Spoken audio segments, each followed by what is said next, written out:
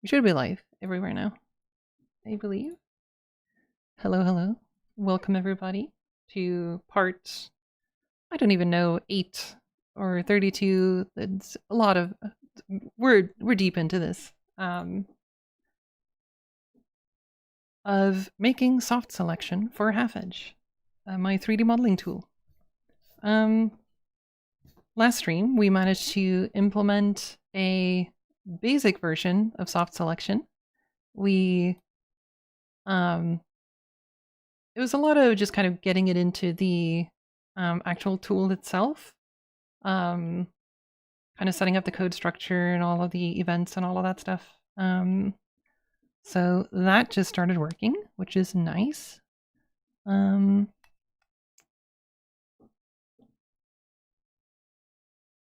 me arrange my windows a little bit.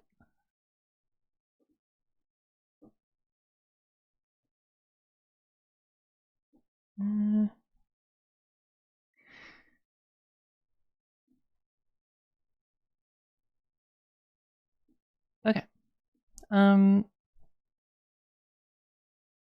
So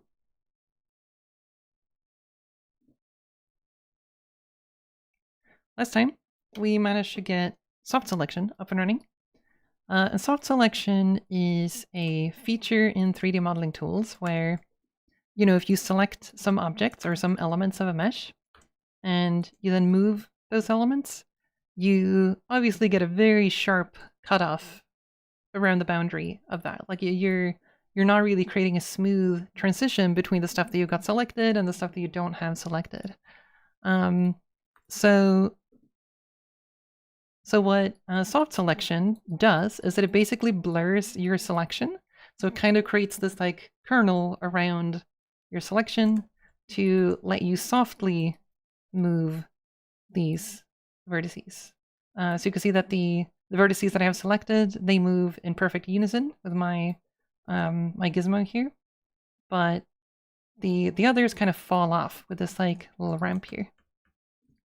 So that is what soft selection is. It allows you to do, it's very useful for things like terrain editing and any like kind of organic surface. It's very useful to have soft selection because it allows you to like reshape things without like dealing with individual vertices. Yeah, so that is what soft selection is.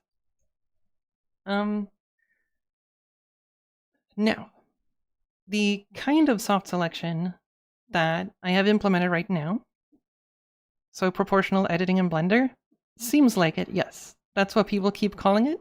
I don't like that term. I feel like proportional is not very descriptive.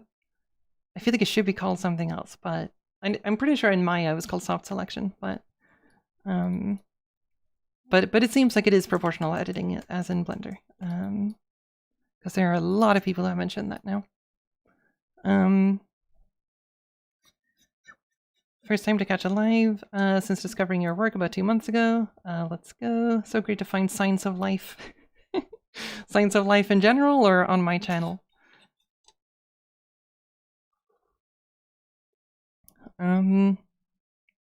Hello, new here. Your shaded coding lecture helped me learn a lot of cool math and visual stuff. Also, your classes are epic. Thank you. And also, I'm glad. I'm glad my stuff's been useful.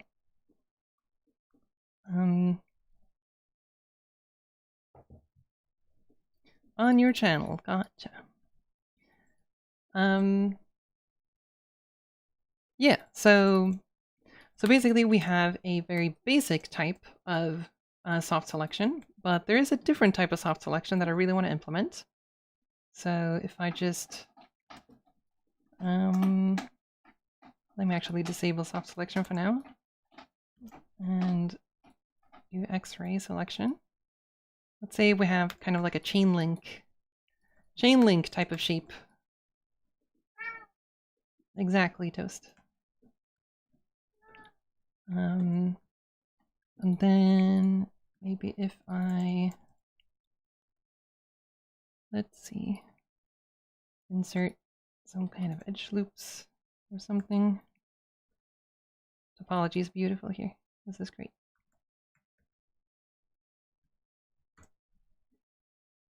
What are these triangles? We don't need those triangles. Okay, so if I, actually we need edge loops for this to be a little bit more visual. There we go. Let's just add some more. Can never have too many edge loops. Can you recognize your cats by their meows? Yes.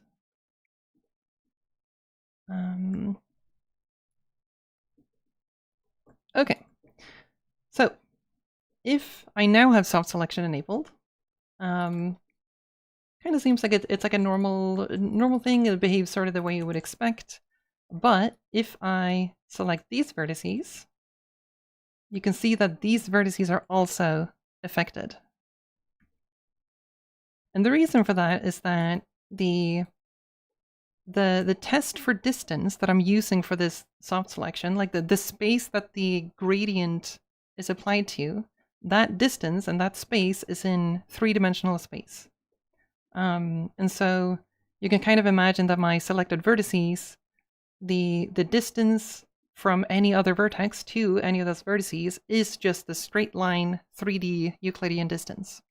So you can kind of imagine each selected element having a sphere around it, and then the sphere is like expanding around each of those vertices, and then the distance from any other vertex is going to be the minimum of the distance to all of those vertices here, but by just a straight line Euclidean distance. But there are cases where you probably don't really want this to happen. And the same goes for like maybe if you had a bigger radius, it would also affect these. Like if you had vertices sitting around here, maybe if the radius would kind of intersect that part as well, maybe you want to use a different distance function. So the other type of distance is, or one other type of distance is known as geodesic distance. So geodesic distance is, it's kind of like the distance along the surface. You can sort of think of it as like the pathfinding distance, like the shortest distance from your selection to every other vertex. So in that case, these would be considered very far away, instead of being kind of close to the point where they're actually affected by this. So that would be the difference between a Euclidean distance versus a geodesic distance. So for geodesic distance, it would have to traverse this whole path all the way around here. So it would count the shortest path, which would kind of like hug the inner part here. Yeah. So that's geodesic distance. Geodesic distance is significantly more complicated to implement, but I want to try, right? Because I just want to try. I just want to see if I can do it. And also it would be kind of useful. It would be nice to have that kind of feature. I think especially if you have like, I don't know, overlapping surfaces like kind of on top of each other. Like you can imagine you have multiple layers of some kind of mesh in some way, and you only want to affect the top layer, but now it's going to affect all the layers, right? And it would be kind of tedious to have like, oh yeah, maybe I need to separate this into a different mesh or yada yada. You don't want to have to do that whole process. Like, it would be nice if there was some way to just use the geodesic distance. Yeah, because then even if these two were connected, like maybe they go, far away, and then they're connected over here, like in a kind of a U shape, like a very flat U shape. Then you could still like only modify the top surface here and not worry about the bottom surface. So then geodesic selection would allow you to do that, or a geodesic distance fall off. Yeah, so that's what I'm thinking we're gonna do today. I have no idea how far I'm gonna get in doing that, because this is complicated. So let me show you. maybe I can actually use this mesh as a showcase. Hold on, can I double click this? Yes, thank you. Okay, first, just need to make it slightly less cursed. Okay. Perfectly even subdivisions here.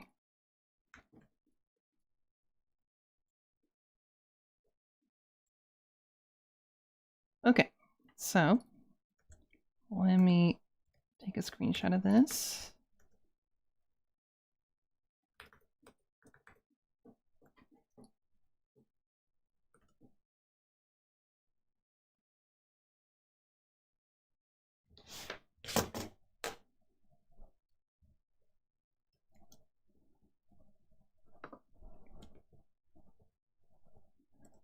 All right, so this is going to be our selection.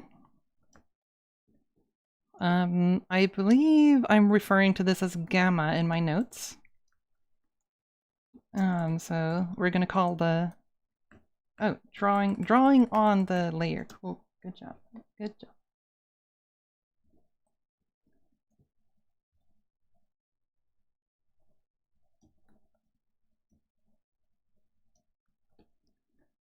Okay, so the set of our selected vertices, we're going to call that gamma. And so the strategy that I'm going to try to implement, it might not even be the optimal way of doing this, but I'm going to try. The strategy that I'm going to use is something known as the heat method for geodesic distance. And the heat method is kind of interesting because it's using differential geometry and like things you might not expect have anything to do with geodesic distance.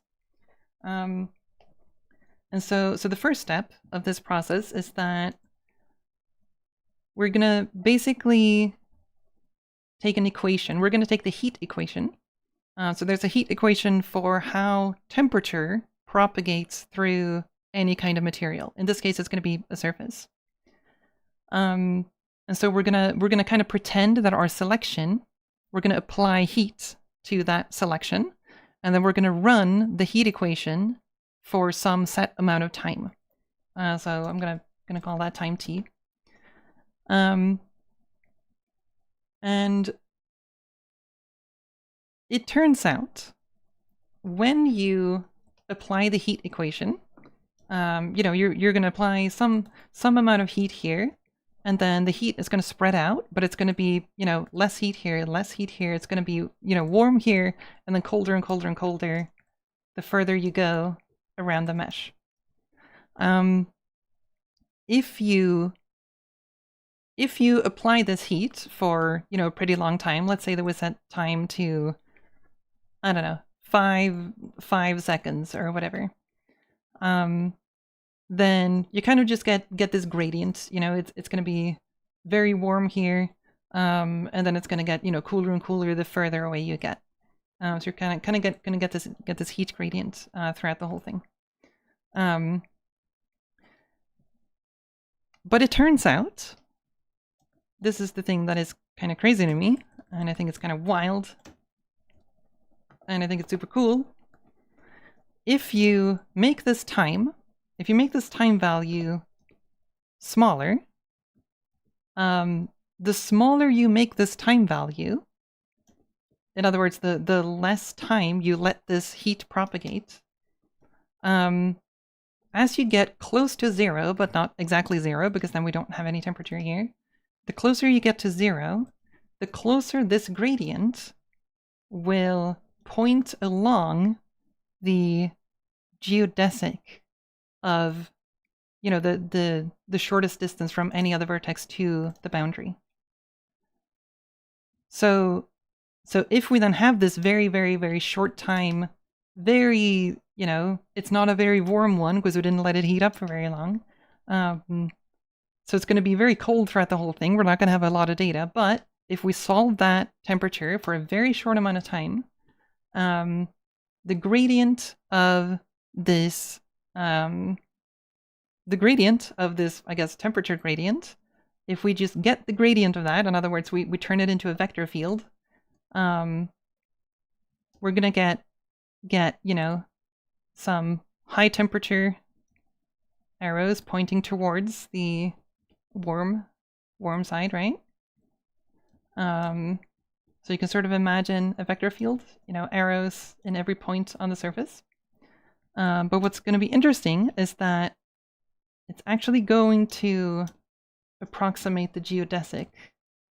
So these arrows are going to point towards the shortest distances, or along the shortest distances. So we're going to get these little arrows throughout the whole mesh. And they're going to get shorter and shorter and smaller the further away we go. Because they're related to like exactly how warm it is. So if we do this, if we solve the heat equation, that's going to be like a whole linear solve. If we then normalize this gradient field, so we just set the length of all of these vectors to 1, so they're all the same length. So we're no longer going to have these short vectors. They're all going to have the same length.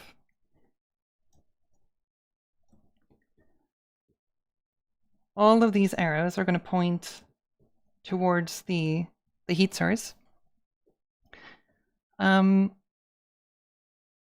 Then we can integrate that. So if we then do the integral over this vector field, if we do the integral over that vector field and then normalize it so that we have a value of 0 at our boundary or our selection gamma, then we get something that is very close to the geodesic distance. And that's kind of neat. I think that's a little bit, it feels a little bit radical that that's somehow possible. But of course, this is easier said than done. Because when you say just integrate, that is a lot more complicated than to just integrate, right? Where can I read about this?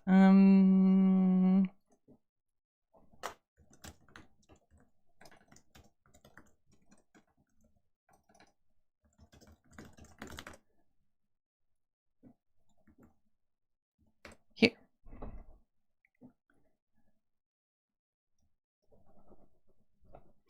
Is that because nature tends to use the path of less resistance? Maybe. That sounds reasonable. I don't know too much about physics, but that would make sense. Couldn't you use the vector size that the first step gives you without normalizing to approximate distance with the inverse of how big the vector is and save on the last 2 steps? I think you're thinking about Varadon's formula, but so I think it's kind of like a yes and no. I think yes, in the sense that I could probably use that in order to kind of get a better first guess for the last step. Maybe. I forget if the paper actually does that. I don't think it does, which is a little bit curious, but yes, I'm not sure if that's possible. It could be that the integral can't work with like a starting value like that. I'm not entirely sure what that step would look like. I would need to look into that more. Given enough vertices, isn't the result practically the same as Euclidean distance on graph? No. Even on a pretty simple mesh, actually. So, I mean, you could just take the example of from here to here. Like even here, the Euclidean distance is going to be this, but the graph distance is going to be like this whole stair step kind of situation. And then the geodesic distance would, in this case at least, be very, very close to the same as the Euclidean distance. How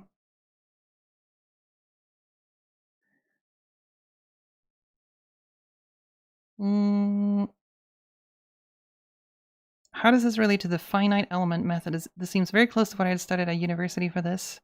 I mean, I guess it's similar. Like you can, if your data is set up to use the finite element method. Actually, I'm not entirely sure what the broadness of, I don't know how broad the finite method term, I don't know how broadly it applies, but usually I hear that talked about when it comes to a grid. So if you have like a literal grid of data, like a texture, then you can use a lot of the finite element methods of like, you know, you have some kind of stencil value where you have some Laplacian and you sample the neighbors in order to figure out the center, and then you iteratively like solve a system like that. So that's usually what I hear finite element method refer to. But the data that I have is not necessarily on a grid. In fact, it's usually not. So in this case, it is pretty grid-like, of course, but it's supposed to work for any general mesh. Yeah.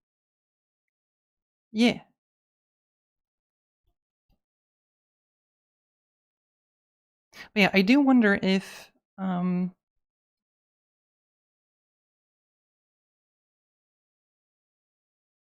yeah, I do wonder how I wonder if you can use the graph distance to get an initial guess, but I don't remember if the paper actually uses an initial guess or if it just starts from 0.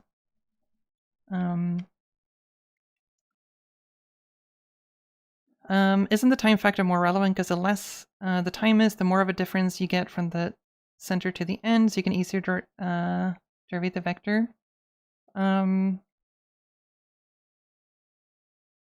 It's not really related to that, I think, because I think honestly, if the time step didn't matter, it would be easier to do this for a longer time step. That would actually be easier than to have a specific time that I do this for. Yeah.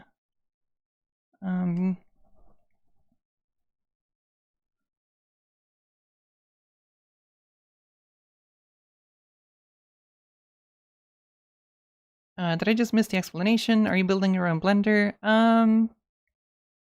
Yeah, I think you just missed the explanation. And I guess yes, I'm building my own blender. I'm making a 3D modeling tool. Yes. Specifically, right now, I'm doing soft selection, and I specifically want to implement geodesic distance. There are a few things that I am not entirely sure about when it comes to the heap method. One of the things I'm not entirely sure about is whether I can run the heat method with all of these in parallel, as in all of these have temperature applied to them, or if I need to solve them on a per vertex basis and then get a minimum out of all of those. I'm a little bit scared I'm going to have to do it on a per vertex basis, because that was one of the things I was hoping I would not have to do. But my intuition says that I should be able to do it with all of these at once. But I could be totally wrong. Well, that's what my intuition says, because I do remember reading in the paper somewhere it says something about something like, and then you repeat this for every thing. Yeah.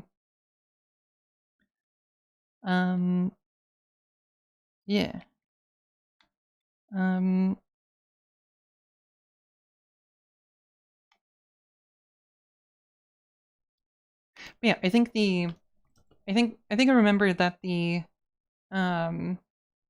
time step that they recommended, they have this graph in the paper that looks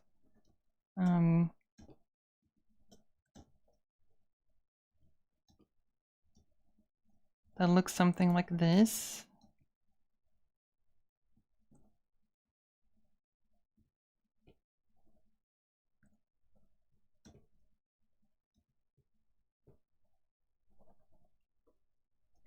So this is the x-axis here is the time step. And then the y-axis here is the amount of error compared to the ground truth. So like a perfectly computed version that is like, what's it called? The reference value. One that you know is 100% accurate. So they tested the heat equation with different time step values, and they basically found that you get a graph that's something like this. And they tried it with different meshes, and it was kind of like they were all sort of in a similar shape here. And effectively, it seems like the right value, you can kind of set it to 1 here, where I think 1 is the I think is the mean edge length in your mesh. Is this so this is a multiple of the mean edge length. So basically you set the time to the mean edge length, and that kind of gives you the best approximation.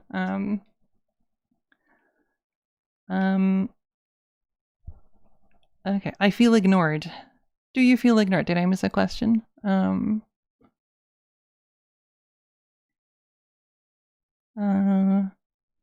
could use the graph distance to filter only the close vertices and use absolute distance for the soft editing. I'm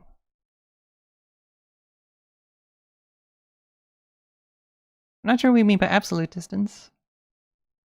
But I could be using like graph distance or Euclidean distance to filter for sure, like doing an early pass to rule out certain. Actually, can I? Well, yeah. Yes, I can, but not the other way around. I can't use geodesic distance to filter out stuff for the Euclidean case. Why this method in specific? Other alternatives not accurate enough? Because it seemed cool, and it seemed like it would be pretty parallel. That's the only reason. Maybe there are other better methods, but this one appealed to me, and so I'm gonna try implementing it.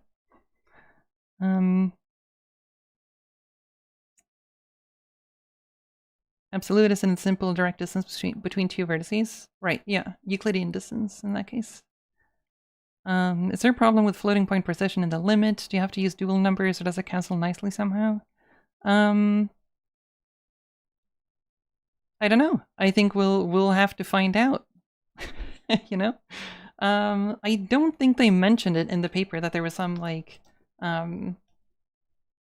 some huge issues with that, but I'm guessing it's a case where it depends on your use case. But yeah, all right. I'm intimidated by this. I'm gonna be honest. I'm intimidated by this. I'm a little bit scared of how to implement this. So I don't know how far we're gonna get. It might mostly be note taking and then being sad that my code is not working, and then the actual implementation is gonna happen at some other point. But we'll see.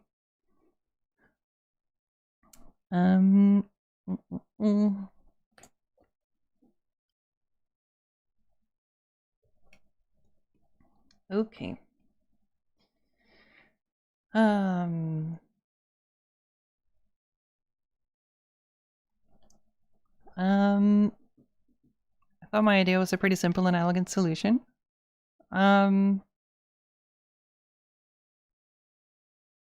Which idea?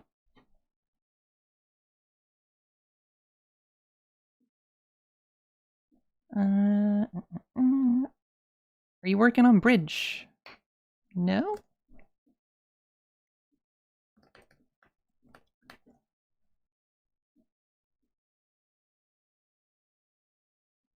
Okay. Okay.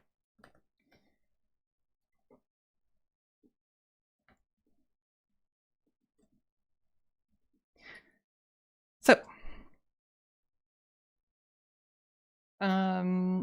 still so confused why there's a time element in this.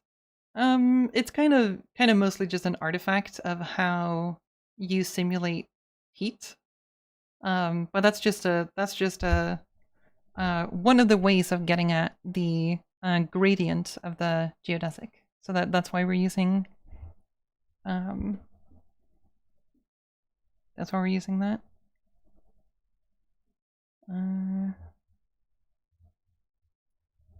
Oh, you could use a graph distance to filter on the close vertices, use absolute distance for the soft editing. Well, but I don't want to use a graph distance at all. That's the, so that doesn't solve the problem, right? I want to use geodesic distance. But I mean, maybe, I could implement graph distance as a test, just to see, like, maybe it is actually good enough for most use cases, but it does feel weird to me that I don't know, it feels weird to me that even in the case of a flat plane that's tessellated, you would get incorrect results. Like if you just had a simple plane, and this one, let's say this was tessellated. Pretend I have snapping for this tool. Just pretend this is uniformly spaced.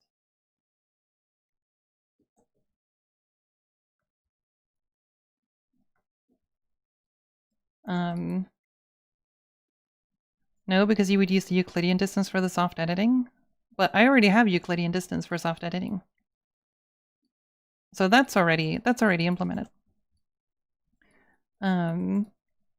Euclidean distance, that's a solved problem. The thing that I want to solve is the geodesic distance. So that's the hard part.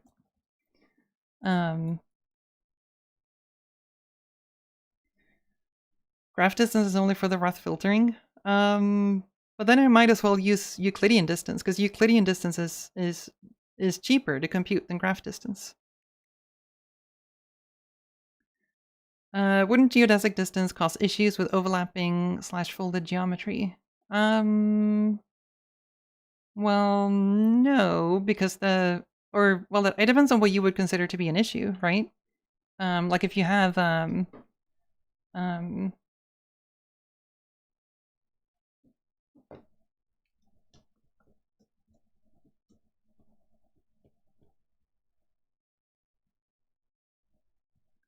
like, I don't know, if you have a, not the button I wanted to press. I mean, I guess if you just have a, not the shape I wanted to draw, like a horseshoe shape, right? And you're using Euclidean distance for the soft selection, and you've selected a vertex here.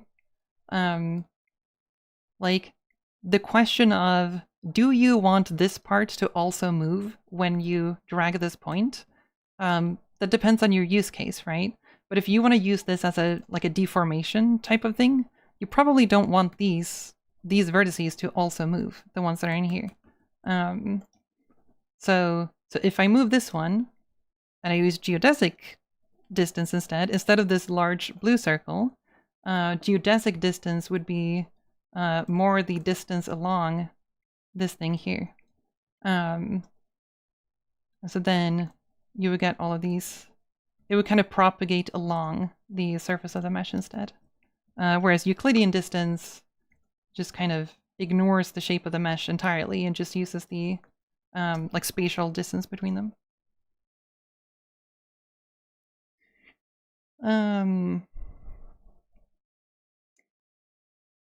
distance is only for the Roth filtering. You have to combine them both. You're misunderstanding me, I think. Probably.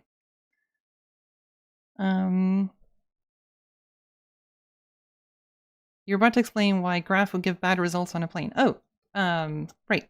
Sorry. So the reason it would give a bad result on a plane is because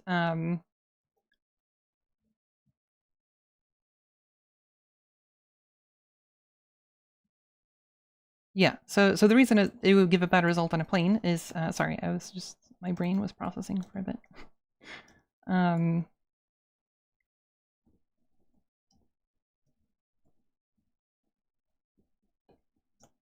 Like if your selection is this vertex right here,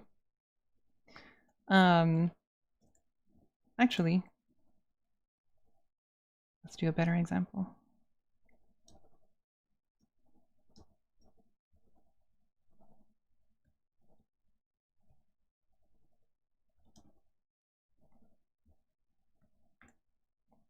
This is gonna be an example for the ages. We're gonna come back to this one multiple times because it's gonna be so perfect. It's gonna be the one explanation.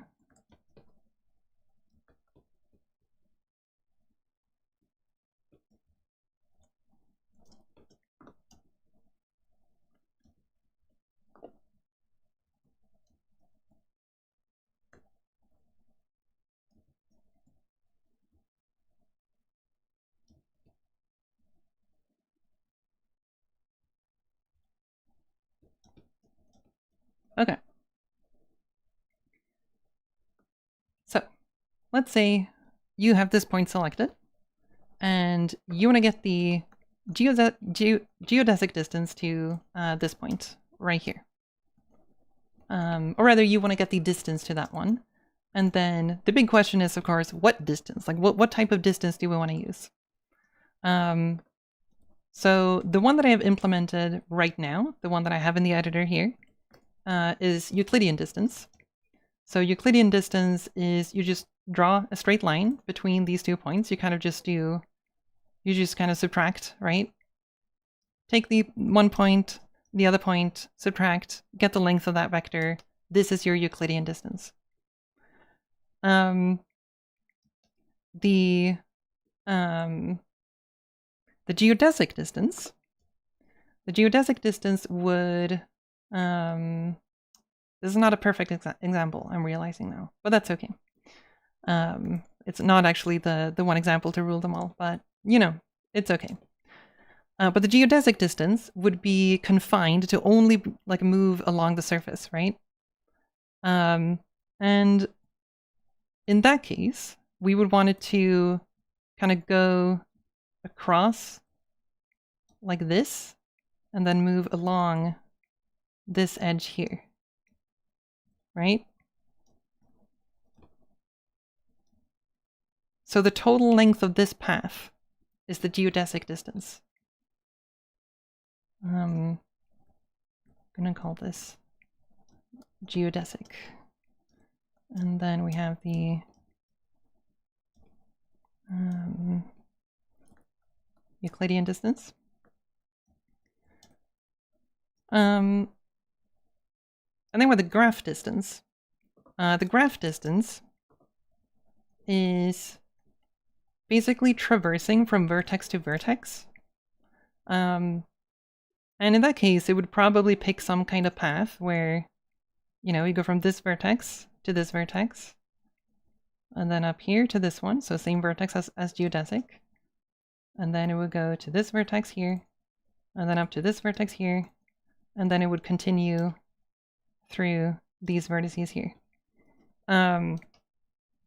So this obviously adds more length to that distance. And so graph distance is not, like, you can get kind of close, but it is kind of hard to compute. Or like it's similarly hard to compute as the geodesic distance. And it also doesn't really give you a good result, right? So this is the graph distance.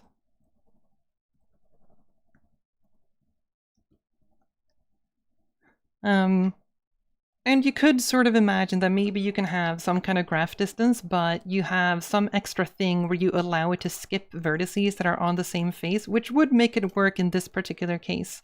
But something that's important to remember is that geodesic distance does not necessarily traverse through vertices. So you can imagine a mesh like this, kind of like a corner of something. If this is 3D, and this is your selection, and your target is this vertex right here. That's the one I want to know the distance to.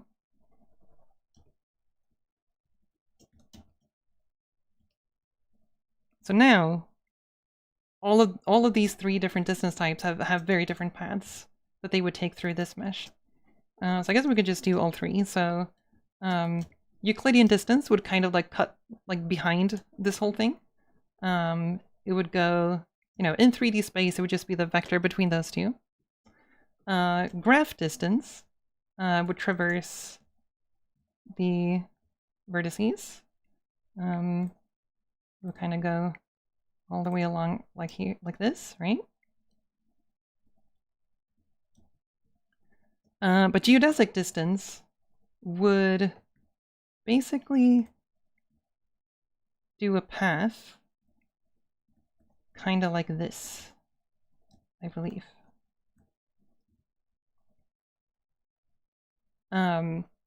So it doesn't always pass through vertices. It can actually pass through like edges as well. So you can have cases where, you know, the shortest geodesic distance is like cutting through multiple like edges rather than vertices, right? And the topology could be anything. And this distance might just be like cutting through like non-vertices throughout the whole thing. Yeah, so okay. So those are the different types of distances. So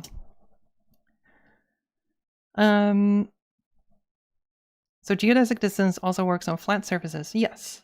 On completely flat surfaces, geodesic distance and Euclidean distance are equivalent. But yeah.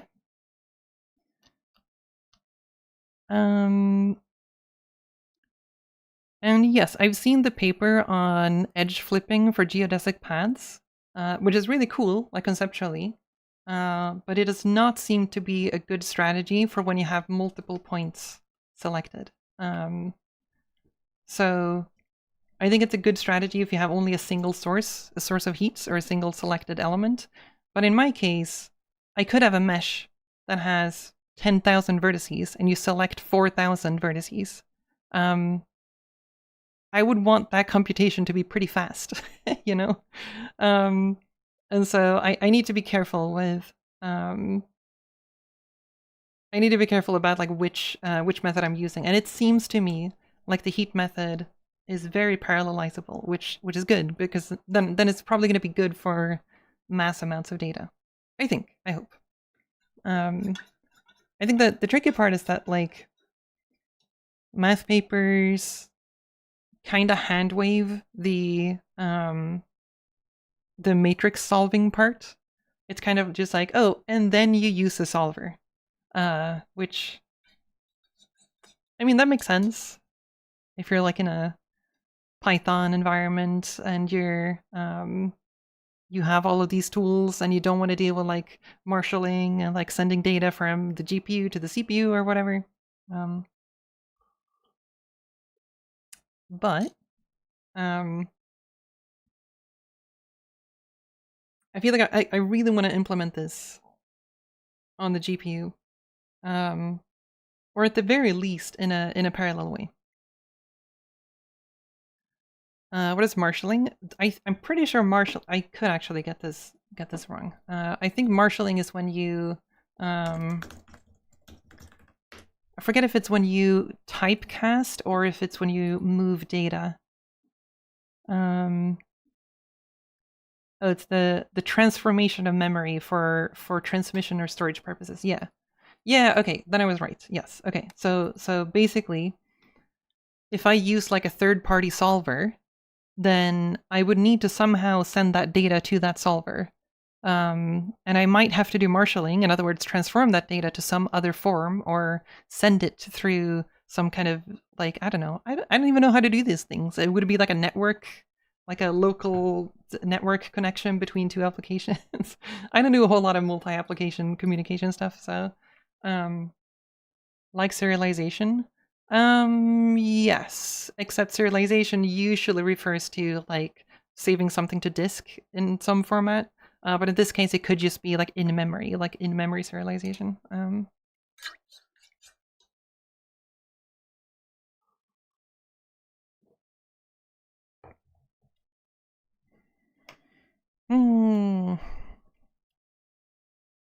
Okay. All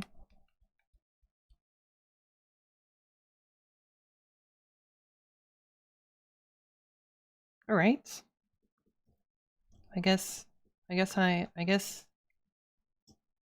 can just get started. If there's, I'm trying to think if there's anything else I want to do before. I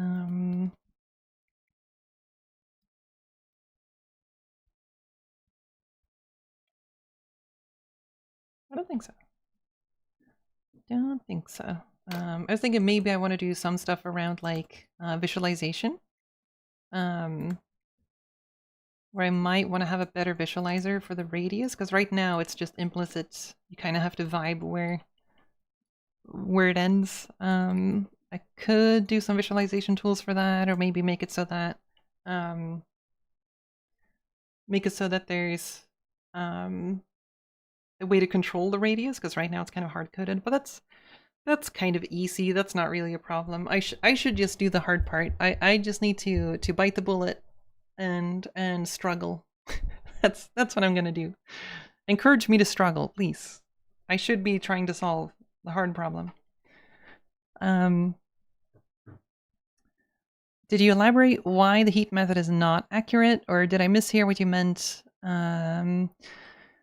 Yeah, so the heap method is not entirely accurate, and it depends on your it depends on the topology that you're using, and also the accuracy of your solver, I guess.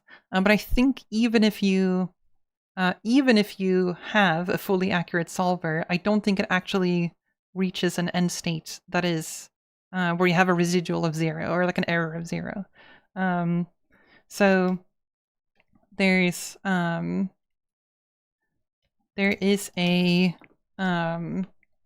there are a lot of algorithms on meshes that mostly work well on meshes that have something called a Delaunay configuration.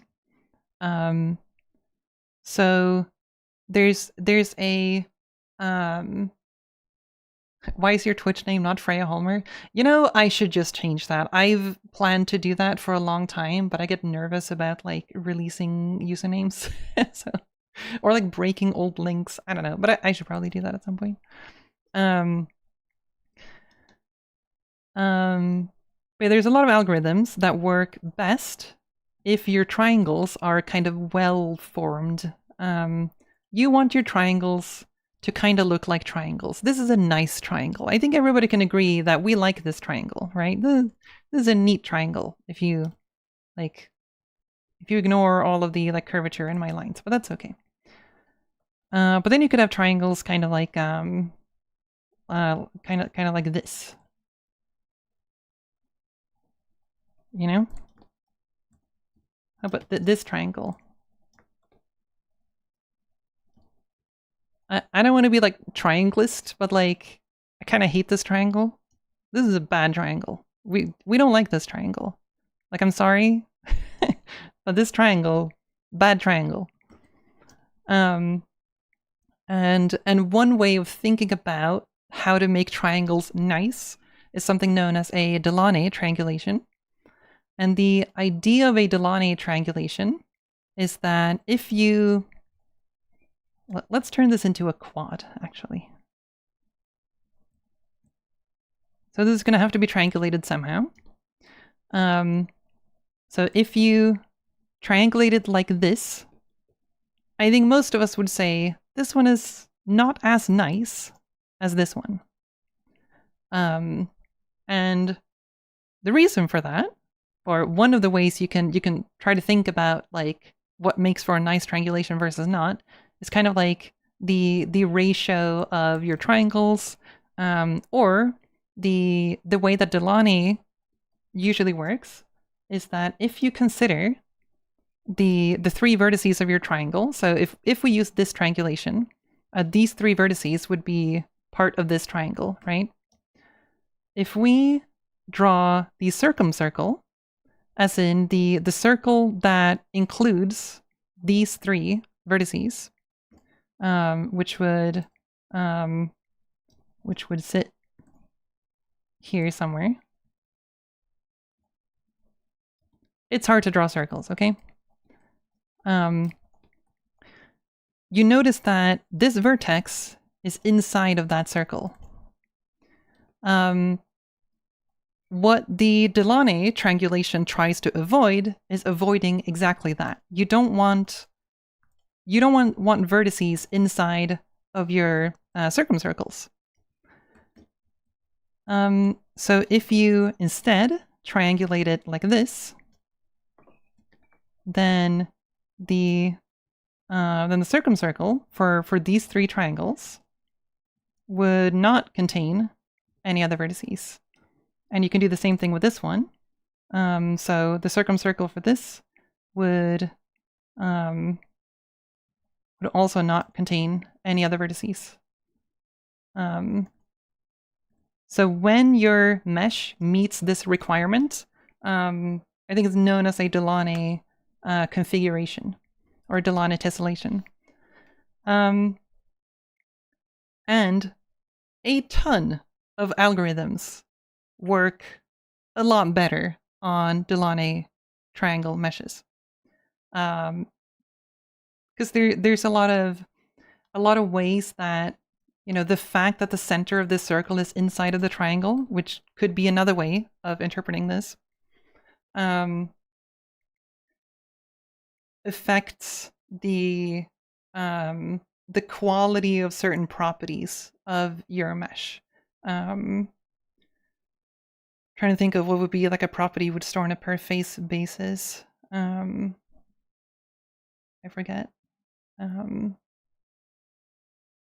What did a YouTube chat do to be so small? I just made the Twitch chat bigger. That's the reason. But I did find out that apparently you're allowed to combine chats now. So I might just make a combined chat, and then you're all gonna live in the same space. Because that used to not be allowed on according to Twitch's TOS, or rather it was ambiguous. And like a few people got a ban for it, but anyway. And so the reason we don't like this triangle in some sense is because the circumcircle for this triangle would be absolutely enormous. It would be like I don't know, something like that, right? And so the odds of this triangle including other vertices of the mesh is very high, right? We don't like that, but I think for my initial implementation, I'm going to completely ignore that, and like it is also kind of the case that even if you ignore all of the mathematical and computational aspects of skinny triangles, like not even 3D artists usually like skinny triangles. So it's like nobody likes skinny triangles. Like you usually don't have these in many places anyway. Like I think probably the most common case for skinny triangles is probably going to be something like a tessellated cylinder cap. So I can sort of imagine if you have like kind of like a cylinder type of thing. And you would get kind of skinny triangles for the triangulation of this one. But usually you don't. Other than that, I don't think you have that many skinny triangles anyway.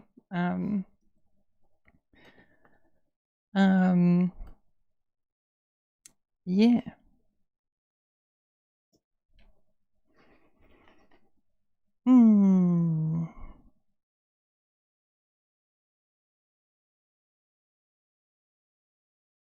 When you say you want the heat method, are you basing that solely on the heat method for distance computation, or are you going for a heat method for generalized signed distance?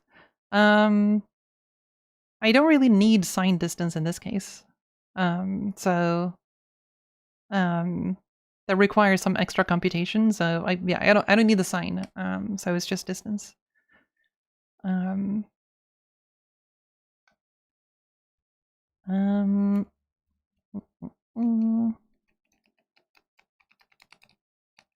Okay.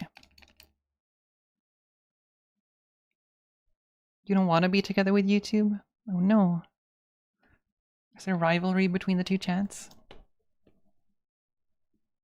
What else are you gonna do if the heat method is not good enough? I'm just gonna hope that it is. And if it's not good enough, I mean, if it's close to, well, then it wouldn't be good enough. If it's not good enough, I might just skip the feature and move on.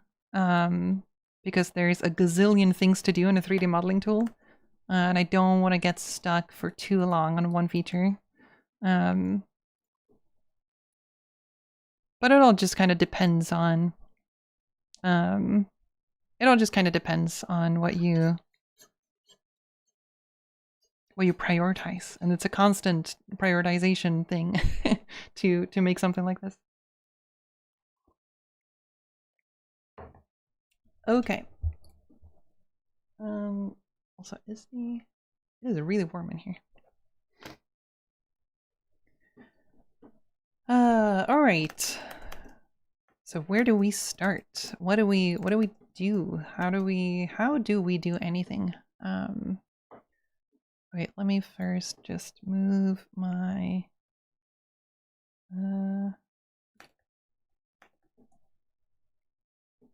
or no, wait, it is on the other screen. I don't know why it was. It's okay. It's all right. Okay. I think I need to go to my, oh no, actually, okay. Let me, hold on. I need to separate my notes so that I have like all of my personal notes in a separate space.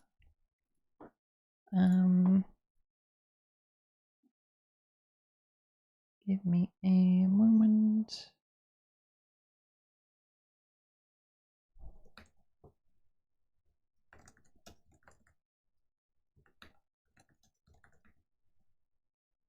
Where did it go?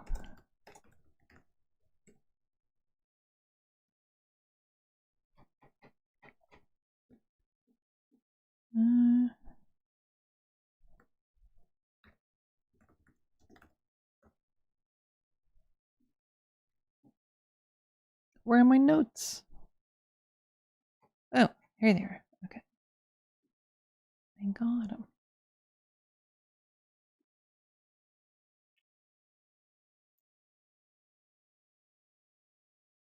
Okay. What? No. Zoop.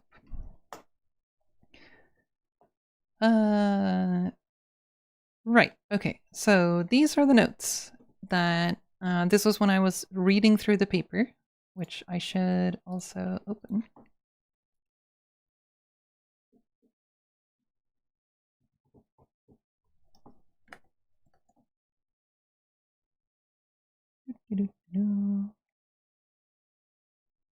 Did you read the additional notes section on the projects page? I don't think so.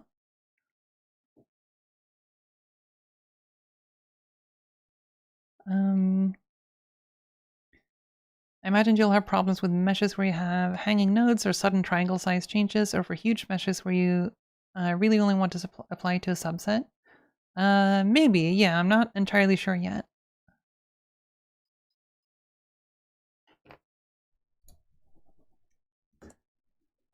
We shall see.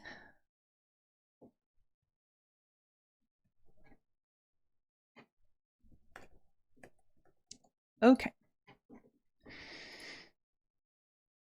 Right. I think I was trying to write out every step along the way here.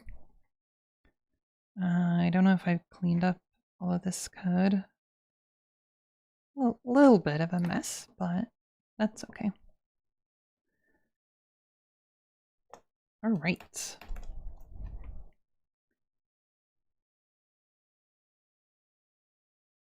Let's see if we remember this.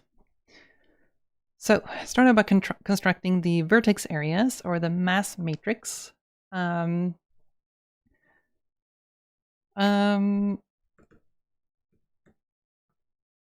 So I believe mass matrix, a diagonal matrix containing all vertex areas. Okay, so that's just vertex areas, right? And then the actual vertex area is 1/3 of the area of all triangles connected to VI.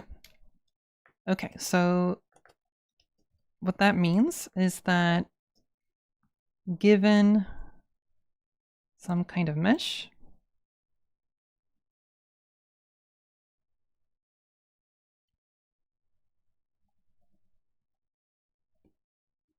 and if this is vertex I in the middle, then the vertex area of vertex I equals all of the adjacent faces, the area of all of these faces,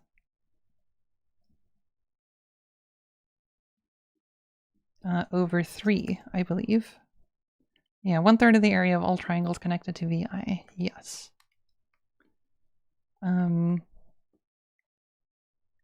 don't know what to call these. F0. It would basically be 1/3 of the sum. How do you draw a sigma? Sum of all of the faces. I guess that would be the... I don't know if I have a notation of a face area.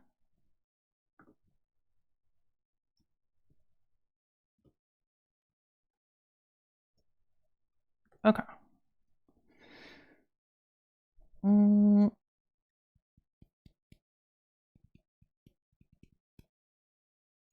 Okay.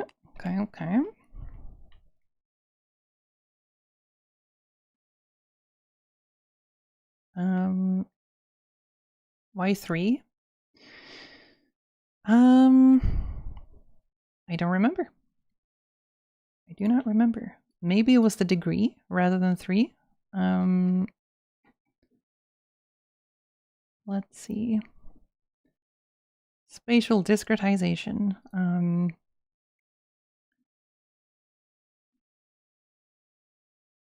Vertex areas.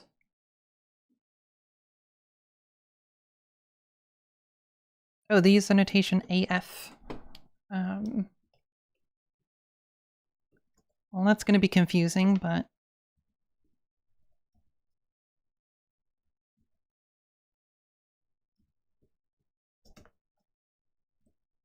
Let's see, A0, A1, A2, A3.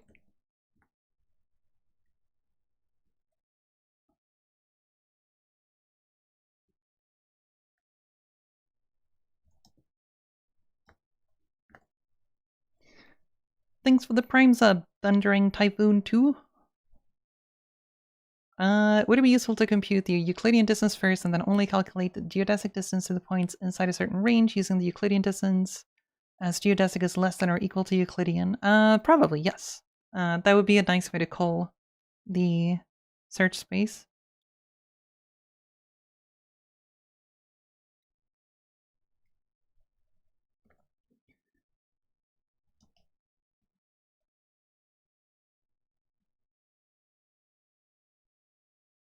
Okay, so this is the, oh yeah, we were gonna see why it's 1/3. But yeah, so this is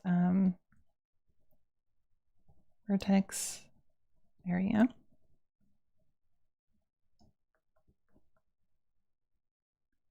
Okay, 1/3.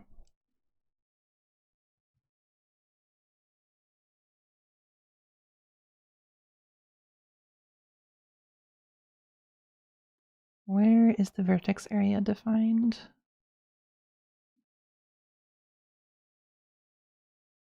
Oh, where AI is 1/3 the area of all triangles incident on vertex I.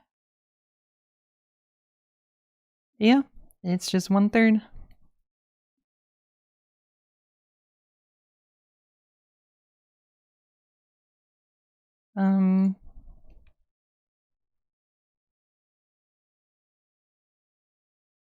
Curious. I'm not entirely sure what the motivation is for that. AI even in this paper? It's over.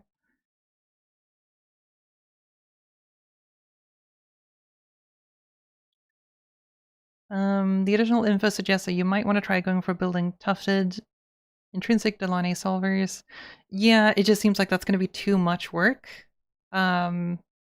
And I don't want to get too stuck in in that.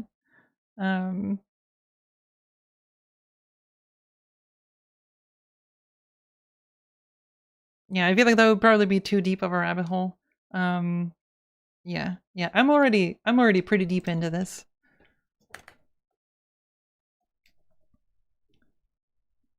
Okay.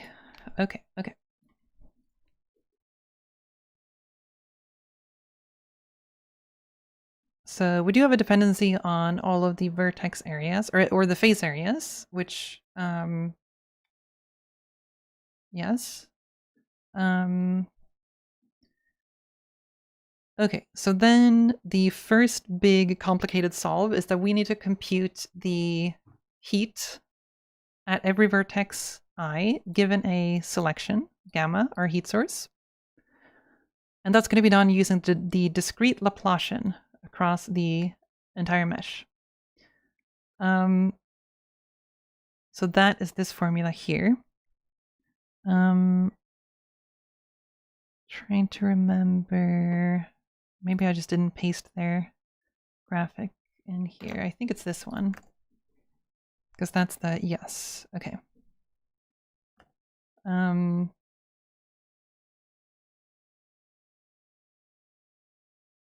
Let's see.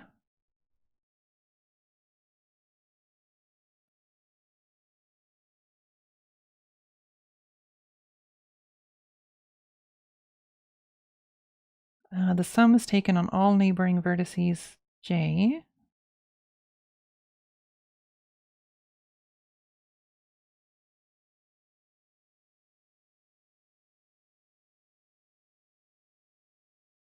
Okay.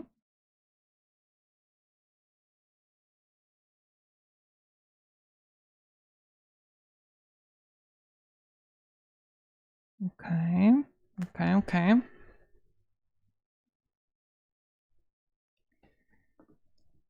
So let's see.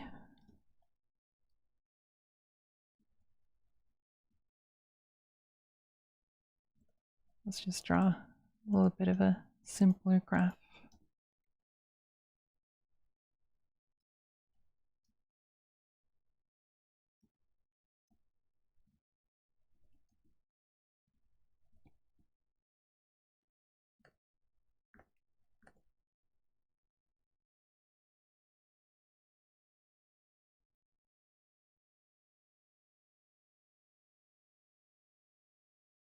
The division by 3 comes from distributing each triangle's area equally among its 3 vertices.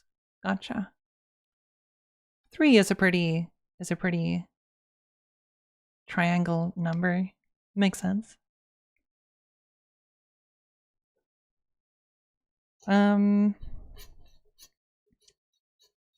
Just use a pathfinder for every point in a graph. Try to use, for first sample, A star with A star parallelized on the GPU. I don't... Can A star really be parallelized in that way? And also, can A star be used on non-grid surfaces? And even if it could be used on a graph, I also don't want the graph distance. The graph distance is not what I'm looking for.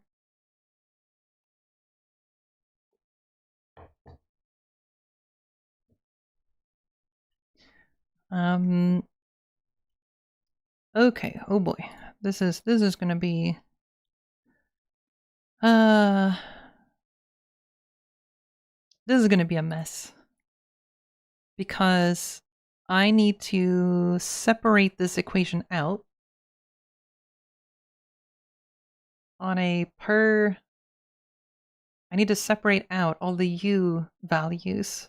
But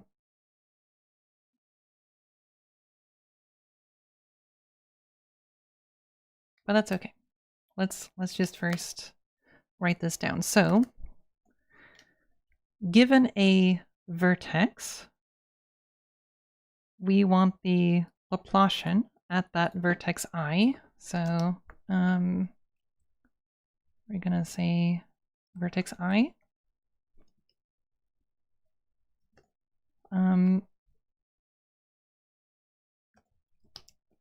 Right. Okay. So the Laplacian of temperature U, or the discrete Laplacian at I, is equal to, so, okay, that's going to be a sigma. I never draw these consistently. I basically wing it every single time. I've drawn like 10 of these in my entire life. So, okay, so it's 1 over 2ai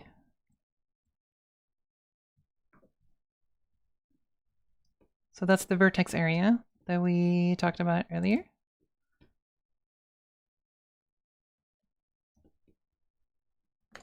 And then sum over all of the neighboring vertices.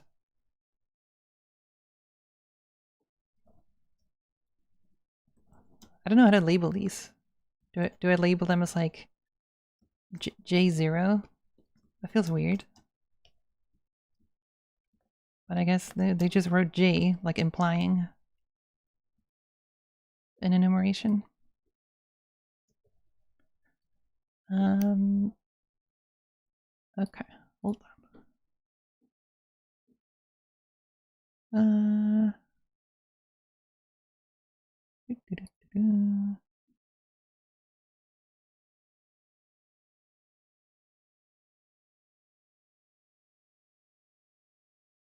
How do you ban someone? How do you ban someone on YouTube?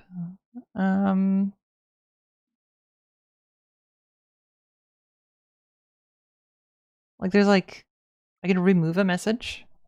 That's kind of meh. I can report. That feels way too heavy-handed. Or I can put user in timeout, which sort of, yeah. Or I can hide a user on this channel. That seems also pretty heavy-handed.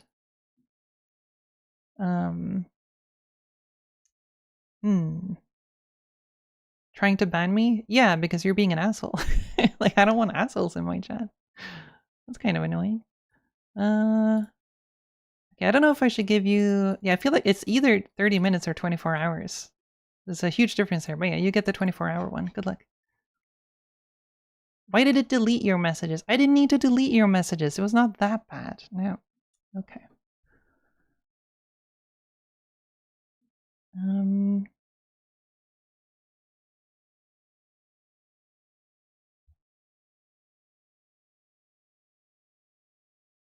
Okay. All right. Where was I? What was I doing? Oh yeah, I was looking at this.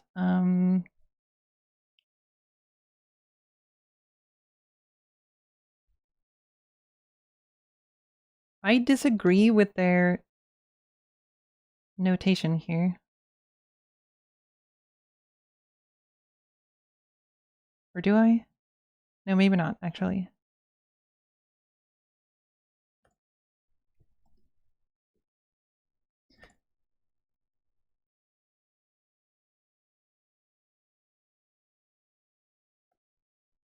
Okay, so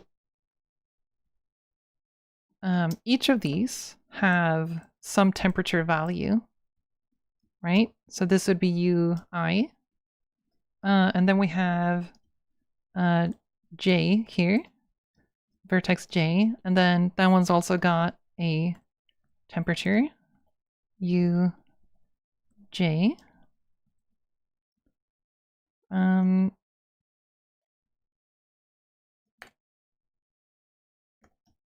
And so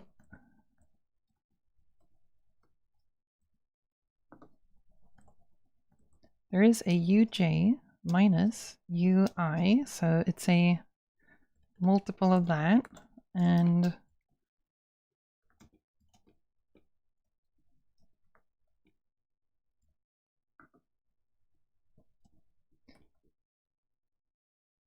okay, but then the weird thing here is that I think that's also a weird thing. That's not the weird thing that I wanted to talk about.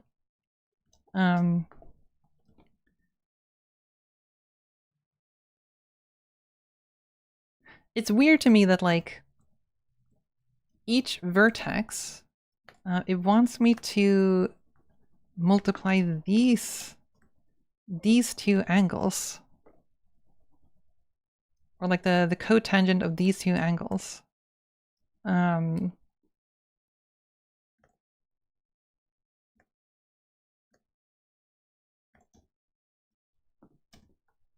So this is alpha ij.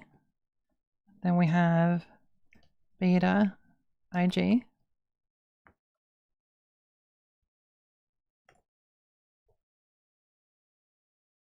Did I get I and j right? I think so, yeah.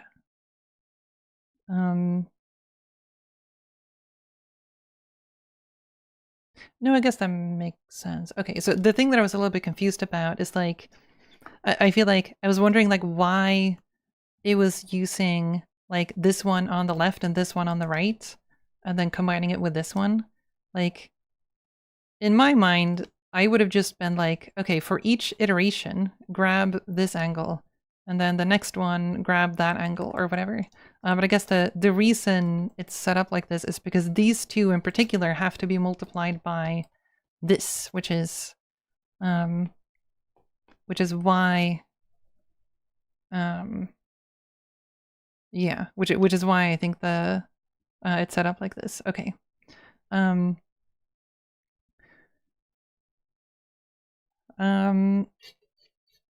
What about the bottom two triangles? Don't they have angles? Yes. So I'm just drawing like one iteration here. So this is drawing one of the sum here. But it's going to do this for every neighboring vertex. So you can kind of just imagine this being done on all four outer vertices. I guess I can color code them because these are the J vertices that we're iterating around. But in this case, we're using this one as our reference vertex. So just by symmetry, like do the same thing but around all of the other vertices. Okay, so right, so it's just cotangent of both of those. Sum together and then multiplied by that. So it's the cotangent of alpha ij plus the cotangent of it's over beta ij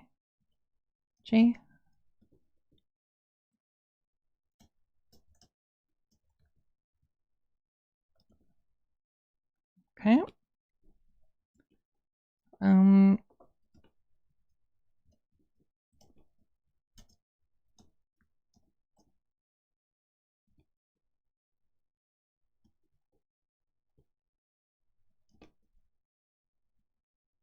Feels a little bit weird to use angles.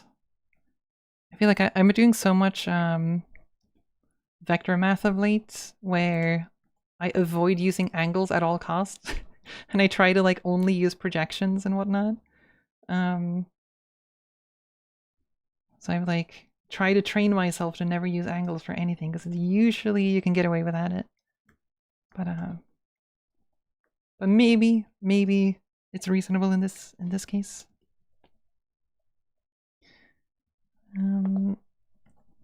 I want larger parents here. That one is pretty big already. Cool. Okay, so this is the discrete Laplacian. Or is it the vertex Laplacian? I don't know if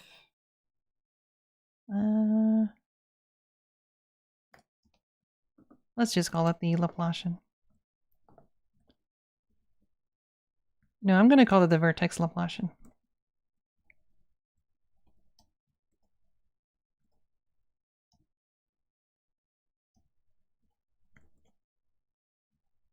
I think this is the Laplace-Beltrami thing.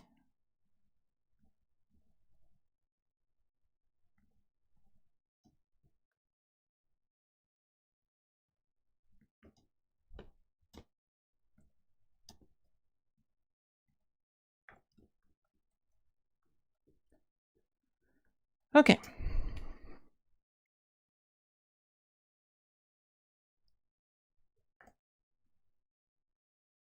I think I got that right.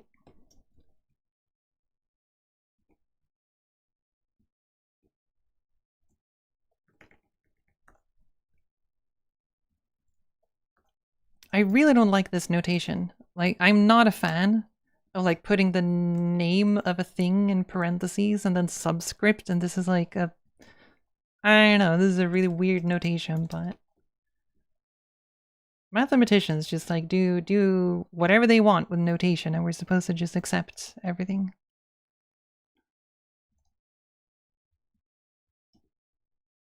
Okay.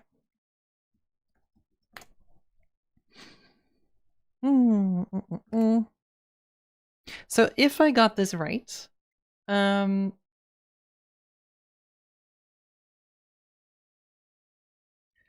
think what I need to do here is that I need to arrange this into a linear system, where, you know, you have some big spooky matrix, lots of values. That's going to be our known values. And then this is going to be all of the u values.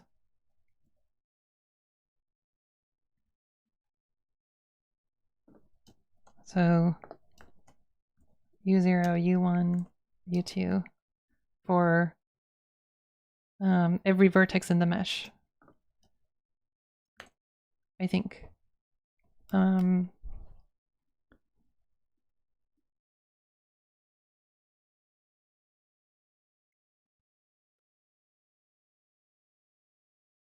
Yeah, heat flow can then be computed by solving the symmetric positive definite system A minus TLC U equals the Kronecker delta.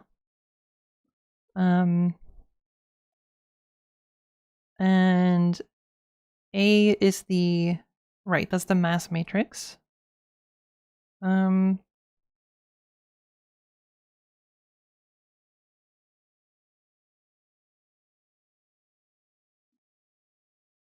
Yeah.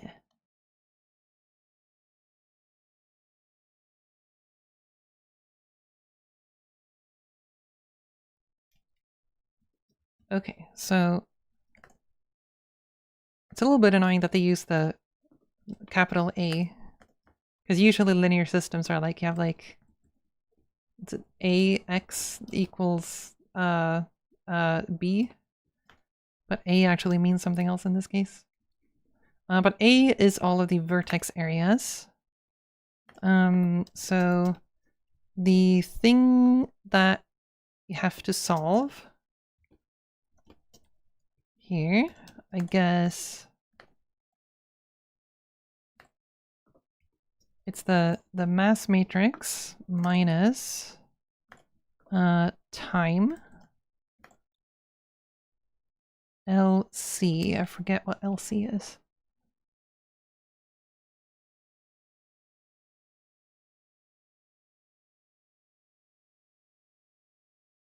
Oh, LC is the... Right, that's the stuff from the cotan matrix. I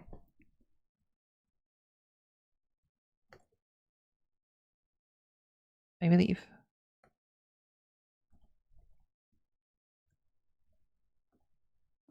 Okay. And then this is going to be our unknown equals the Kronecker delta. How the heck do you draw this symbol? Is that it? Sort of?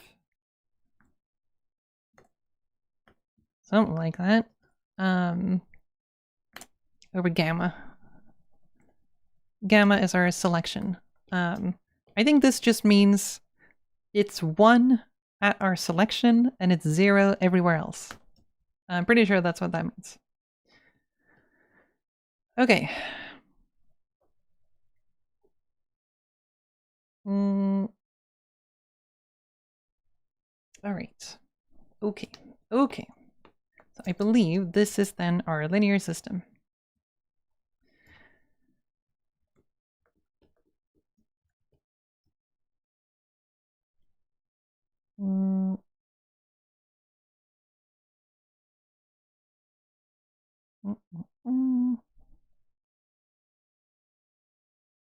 I love when my math teacher disagrees with me when I'm adamant that parentheses need to be included to make things not implies or they aren't doing good math. Yeah, I have a lot of issues with this. I think that to me, one of the most egregious examples, you know what I hate? You know one of the notations I hate?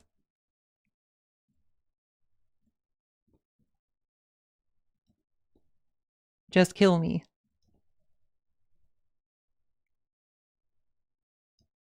Just end me immediately. Like fuck all the way off. Bad. Bad notation. Bad. Do not do this.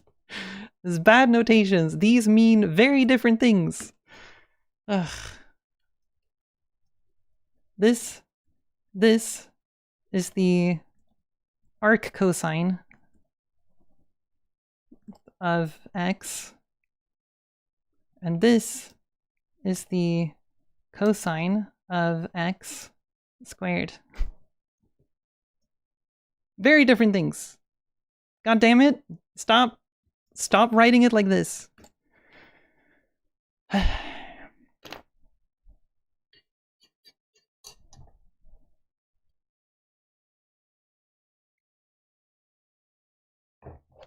There's a lot of weird notation in math. But it's kind of like everyone is just sort of winging it. Sometimes sticking to standards, sometimes creating their own notation and just picking whatever they feel like. In a lot of cases, it's just supposed to be like, you're supposed to just kind of like get it through context, which is fine. Like if a lot of people within a certain field like knows that context, but it's a little bit annoying for anyone who's not like within that field. But I mean, papers are generally not designed for people outside of the field, so I sort of get it.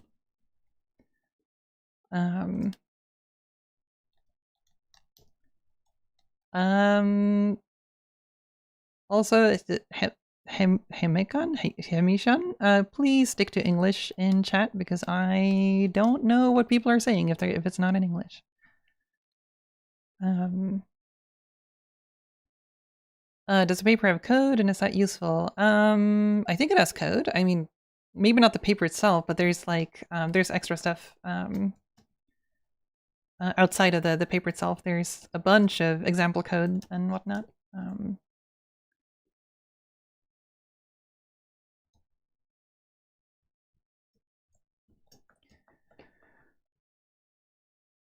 Okay.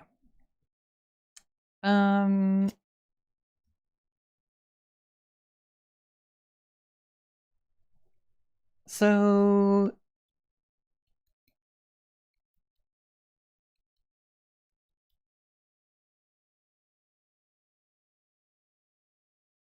I would need to reformulate this, right? I would need to take this equation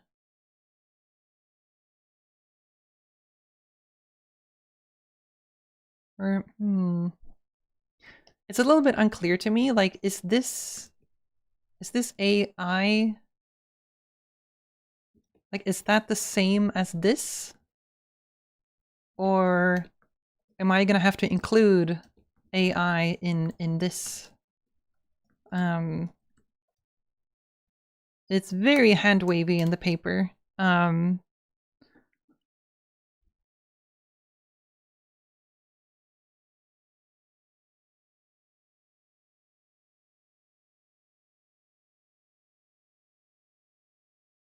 They just say that LC is the cotan operator representing the remaining sum.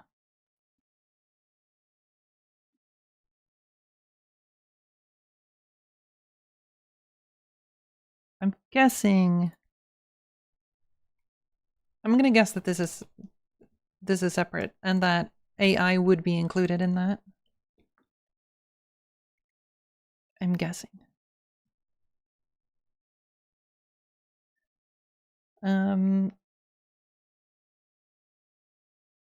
Why not apply it? I mean, purely learning is not reliable unless you're forced to apply this knowledge in a certain field. I mean, I am gonna apply it. I'm not sure what you mean.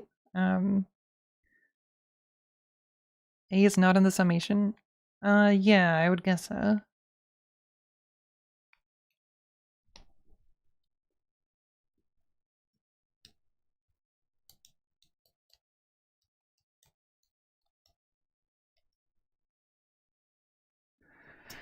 Okay. Do I want to do this manually, or should I just ask a goddamn AI to like swap all of this out?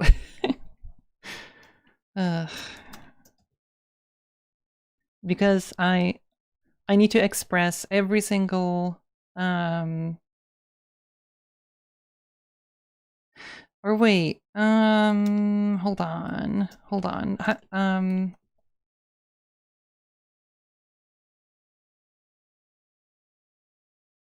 Wait, how would I even do that, actually? Because... Or no, wait, this is a known value. This is known. Right? I think? Or no, it's not. Or is it?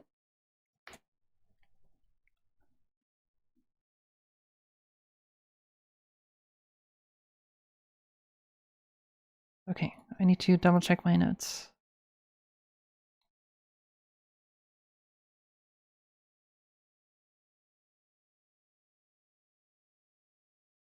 I feel like there's two unknowns here.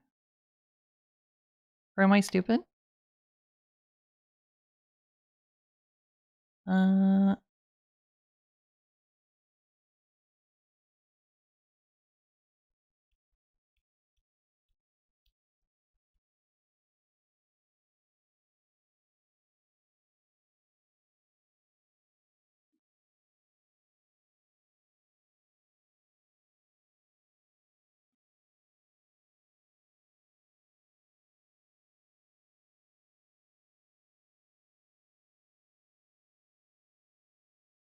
Because I'm not sure how to deal with the left-hand side here, or am I? I might just be having a bad brain moment. Because where?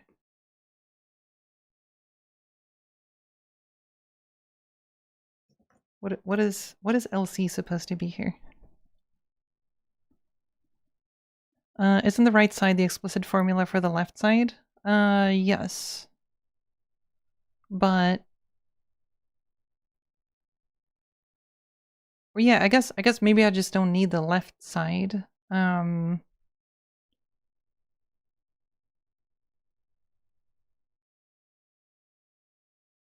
So is it the case that all I need to do is grab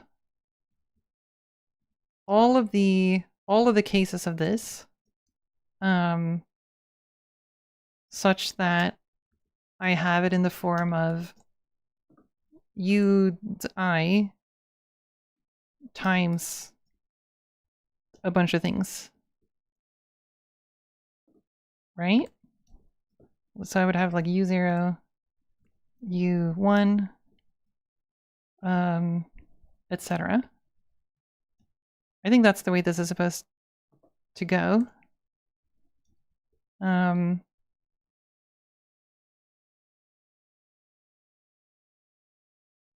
Or to be more ergonomic, guess I should put it on the right-hand side. So is it then the case that this is LC? Like all of these?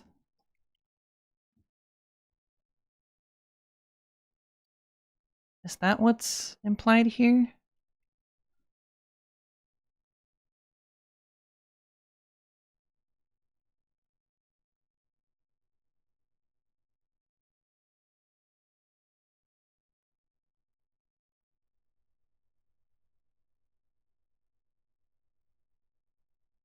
What's A? A is the mass matrix, but it's just a diagonal matrix of all the vertex masses or vertex areas. So diagonal matrix with just vertex areas.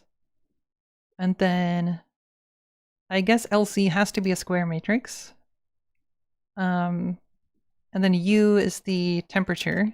That's our unknown that we're trying to solve for. And so I'm guessing we're going to get LC from all of this, right?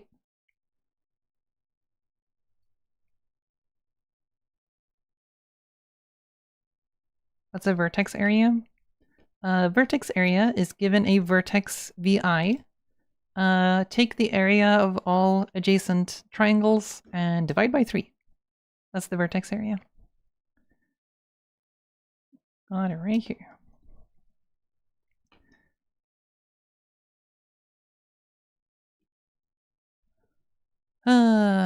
Okay. Seems really tedious to try to figure out how to separate this. Or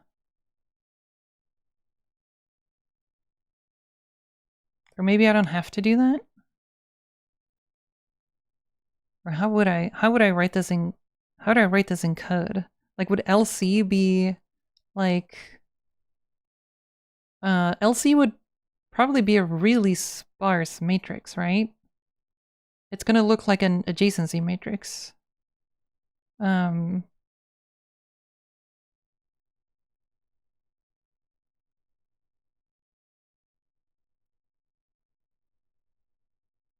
think.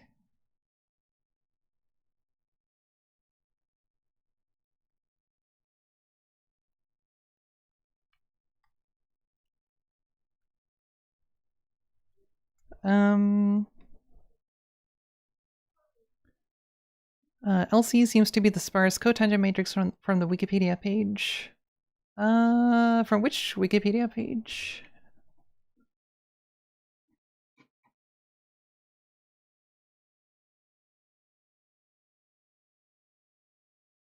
Isn't that an analytical solution? Why don't you go for an integrator iterative approach? It's much simpler. I could go for that approach as well. I just don't really know how I would apply that in this particular case. A discrete Laplace operator. Okay.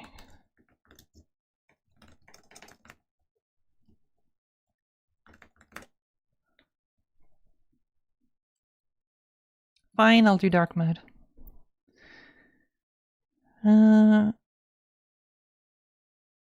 Because for grids, it's relatively easy.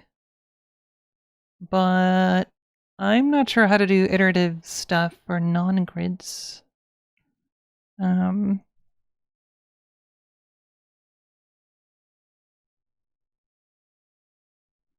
You iterate each vertex and search neighbor vertices. The first ones have a lot of weight, the last ones have the least weight. Just had the discrete heat equation here, which is the thing that I'm doing, right?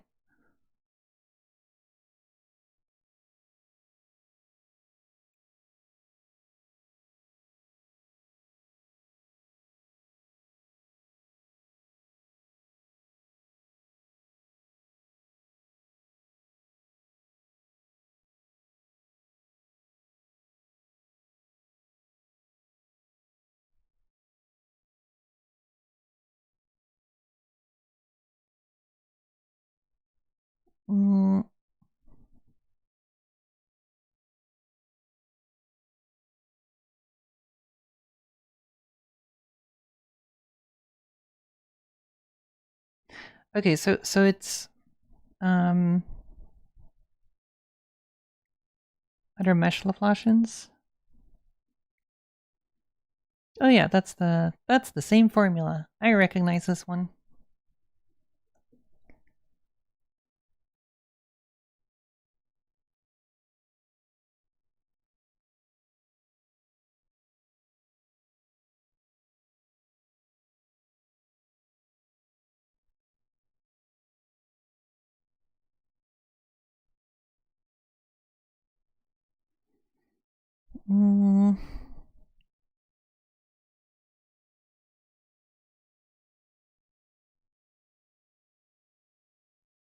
Oh, sparse cotangent matrix.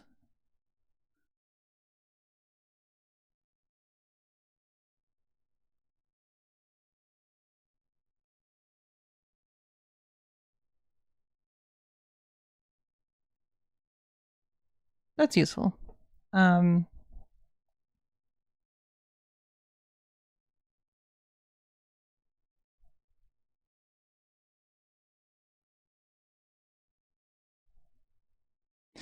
But hold on. So what does that encode? It's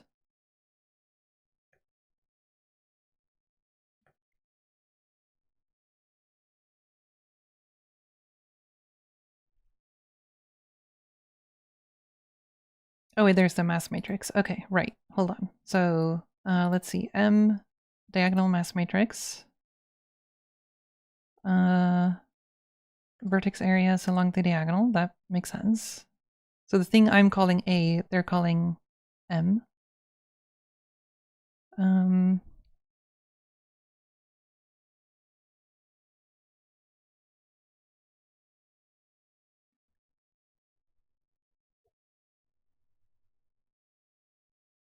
Still pro-iterative approach, since you can span the calculations across several frames and avoid lag spikes. Yeah, it's just that iteration tends to be...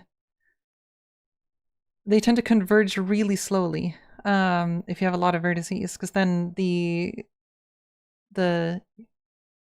need to iterate a lot usually. Like usually it's really fast at finding solutions for like high frequency stuff, but low frequency takes a long time. Maybe it's fine though, but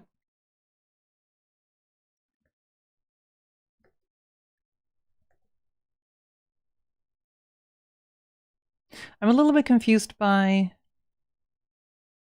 like where does this one take into account the vertex area?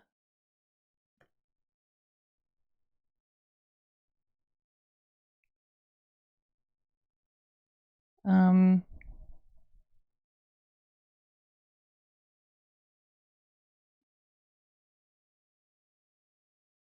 I feel like this is only part of this. Oh wait, Ni is a neighborhood of I.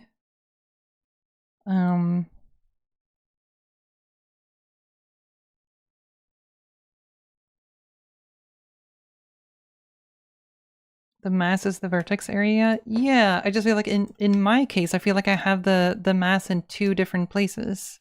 It's the mass matrix here, but then it's also each of these is also scaled by the vertex area here. But I feel like I'm only seeing this on Wikipedia, and I don't know where this is factored in. But maybe this is the combined variant, where like this one takes that into account.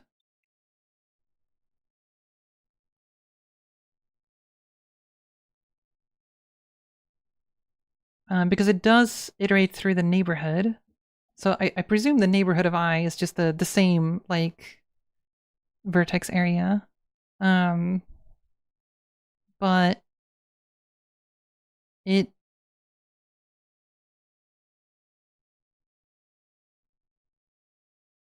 but what does it mean?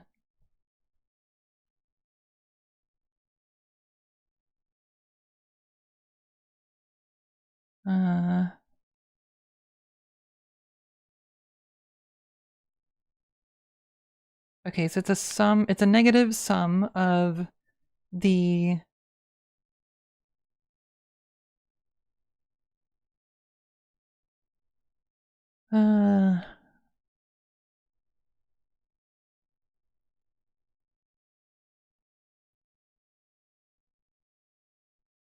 this feels recursive.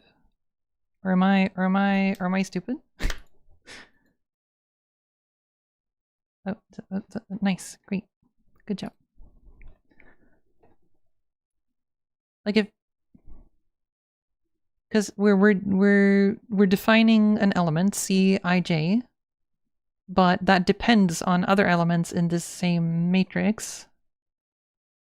Because we need to find all the neighbors and get the values in those.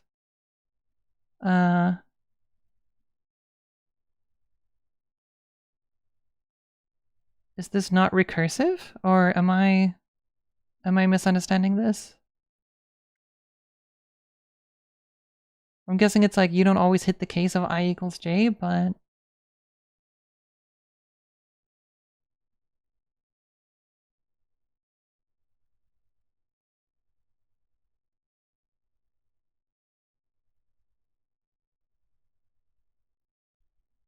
it's separating out the cases for edges internal to the mesh and edges on the boundary.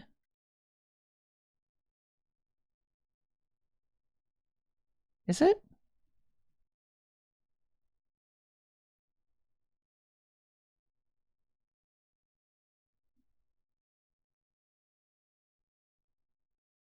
What do you mean by boundary, actually, in this case? Is boundary the literal boundary of the mesh? Like the spatial boundary where the mesh stops in 3D space? Or do you mean boundary as in my selected vertices? That's the source of heat.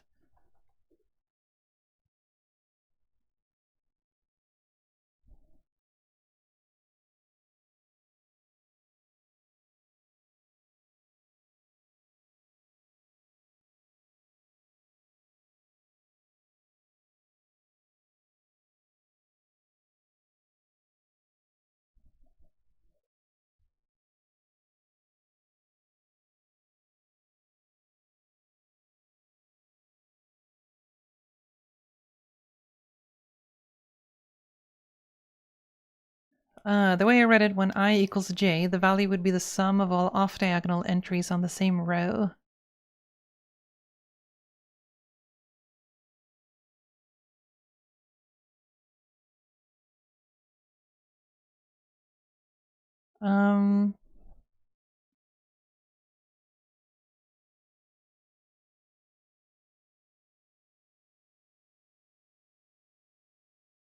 Potentially, yeah.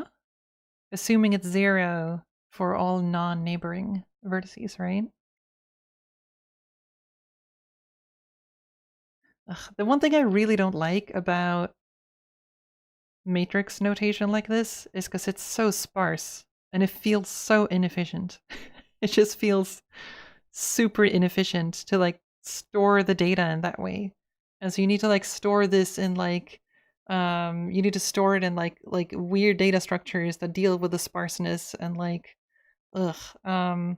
or you use algorithms that don't rely on having it in matrix form in the first place, which would be nice. Like most iterative, like the finite element grid ones that I've seen, they tend to not have to do that, I think.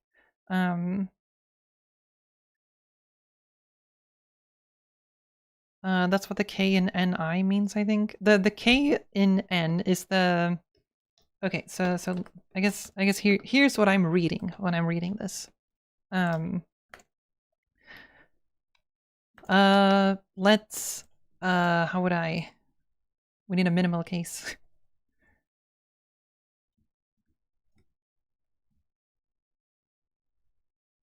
Here we go. We got it. We got a matrix that we can construct for this mesh. Or we got a mesh. So 0, 1, 2, 3.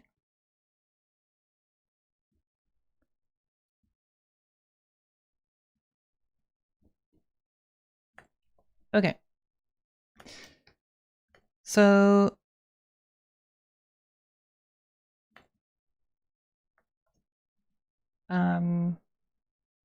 what do matrices usually do? They do row first, right? Usually. So this would be I and this would be J.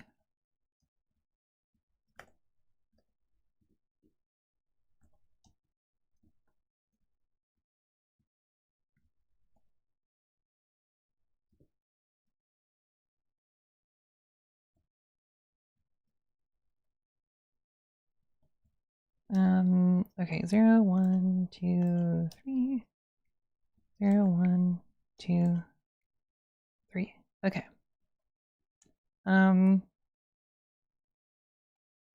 Did I have color coding for...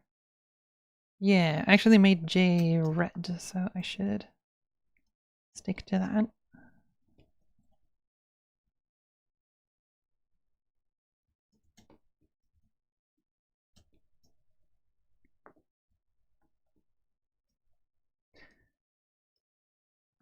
Okay. So, if IJ is an edge, in other words, if J is a subset of Ni, which is the neighbors around I. So if we say I is 0, then we got edges from 0 to 1 and 0 to 2, right? So then in this case, these would be our J's, and this would be our I. So that's where it's got the cotangent stuff.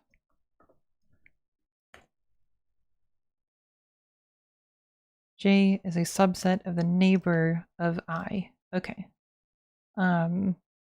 So we would have cotan stuff here and cotan stuff here because these two, they're a set, or they're part of the set of all of the vertices that are adjacent to 0, which is I, right? That's the first line here, I believe. Okay, so if we then do I is 1, that one's connected to all of the other ones. So that would be all of these. And then 2 is also connected to every single other vertex. Or no, wait, oh, that was incorrect. There we go. And then finally 3 is connected to 1 and 2. So that would be these two. Okay.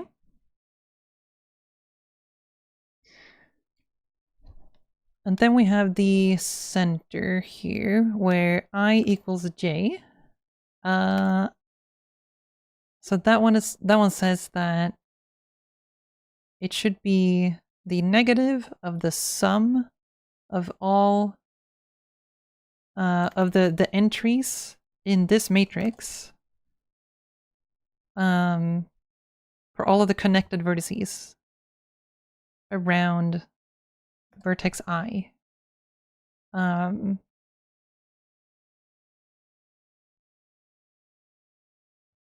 So that does kind of just sound like, hold on, let's see, IK. And K is the one that's iterating through the neighbors. Yeah.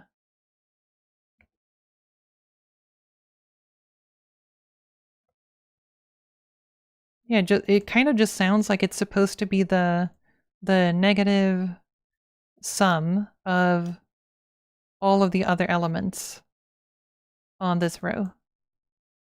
Like just add to that pretty much. So all of the diagonals would be the negative sum of all of its things.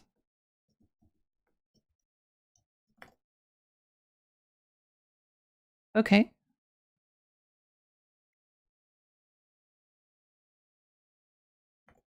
Otherwise, 0.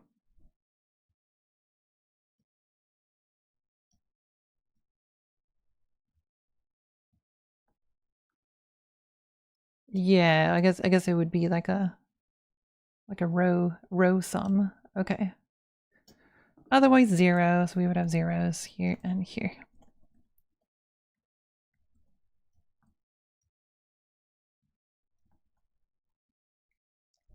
Okay. Gotcha. So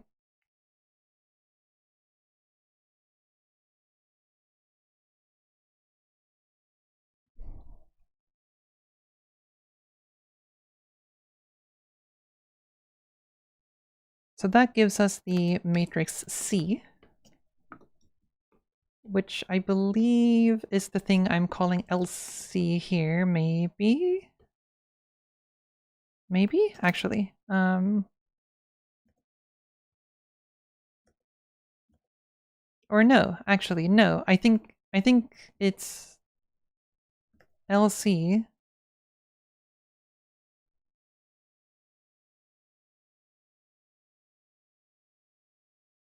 Is inverse of the mass matrix times this thing. So would this be C? Or no, that is C. But then the question is, what is LC? Is that... I don't want to discover, no? Then L equals M inverse C. So they're saying that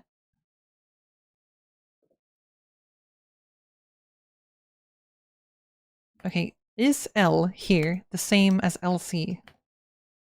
Or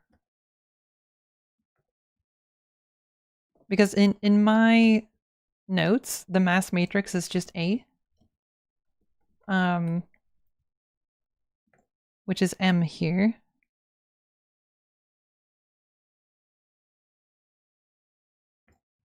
So is it true to say that it's supposed to be A inverse C? And C is this thing over here. Is that the case? Because if that is the case, then I feel like I'm not entirely sure what this A is doing here. Like, is this by design? Is this already taken into account? Or it's a little unclear to me, but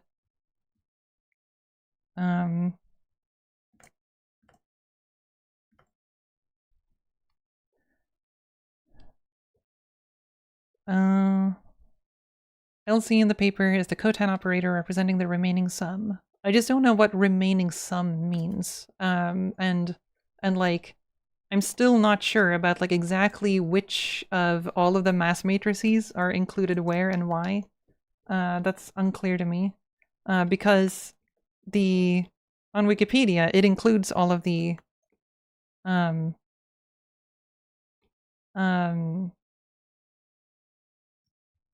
actually, does it include the... Yeah, I'm not sure. I'm just not sure. Like, I'm just not sure if this is correct with regards to this equation. Because it feels like maybe I shouldn't be using the mass matrix twice, like this.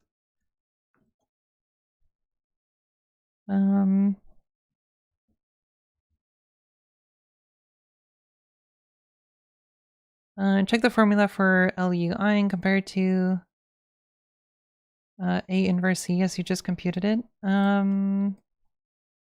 Like this one, or...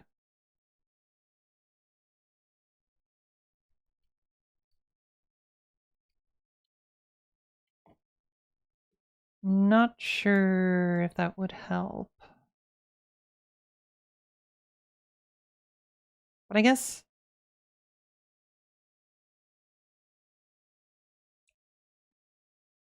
I mean, it kind of feels like this one is not including anything related to area.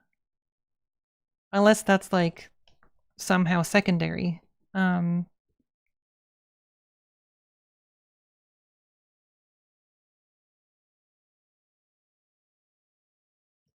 Okay, is there anything in the paper that clarifies this?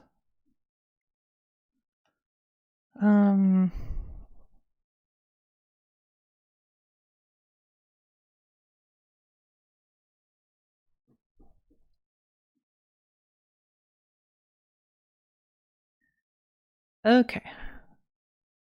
Standard discretization of the Laplacian at a vertex I is given by the formula LUI equals this little thing, where AI is 1/3 of the area of all triangles incident on vertex I. The sum is taken over all neighboring vertices j, and alpha ij and beta ij are the angles opposing the corresponding edge.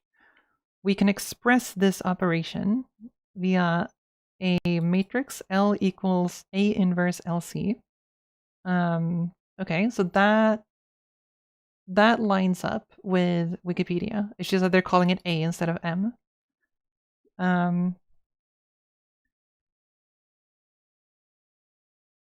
Where LC is the remaining cotan sum.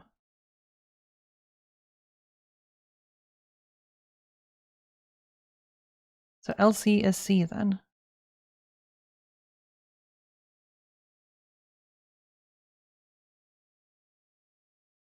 Maybe?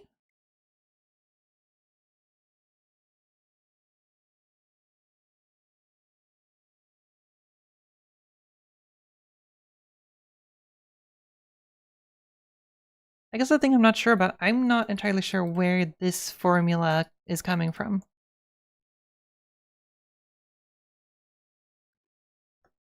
Like, is this... does this have the inverse mass matrix encoded in it? Like, is this mass matrix A? Is this here because the equation has been shuffled around in such a way that it just ends up here? Or is the mass matrix included in LC and I'm just not sure about that? Like, I don't know which one it is. Because I feel like there's a leap here that I'm not clear on. But it does sound like they're saying we can express this operation through this.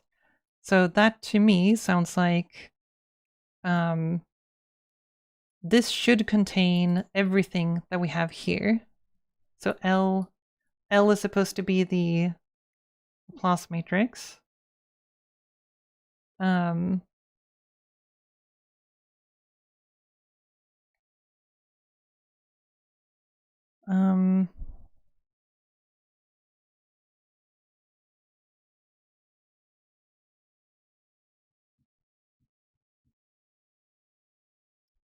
Formula 4 is like Formula 3, but with your discrete matrix subbed in.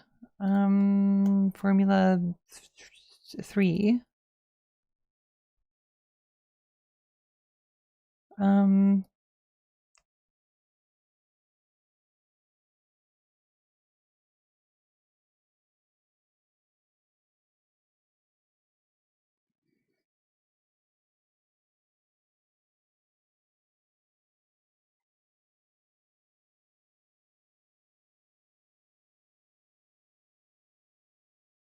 I don't really see how.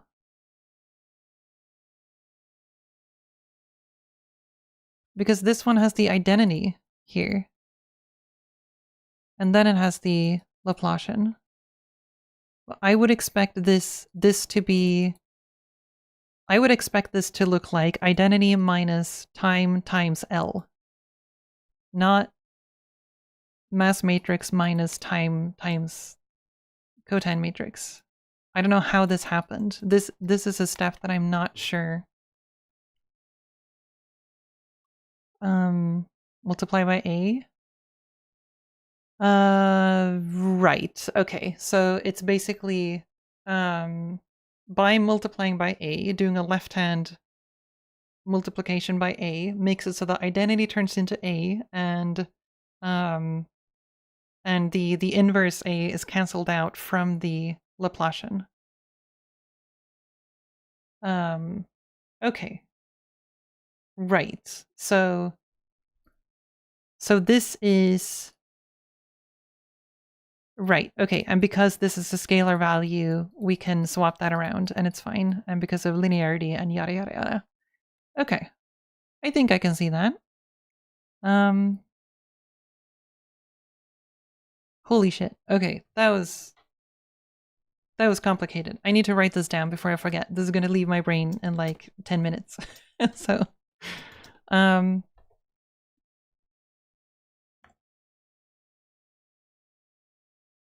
okay. So let me just make sure that I got this right. So why can I not scroll using,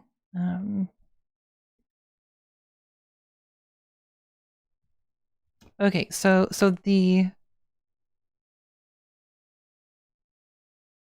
this is the discretized heat equation, right?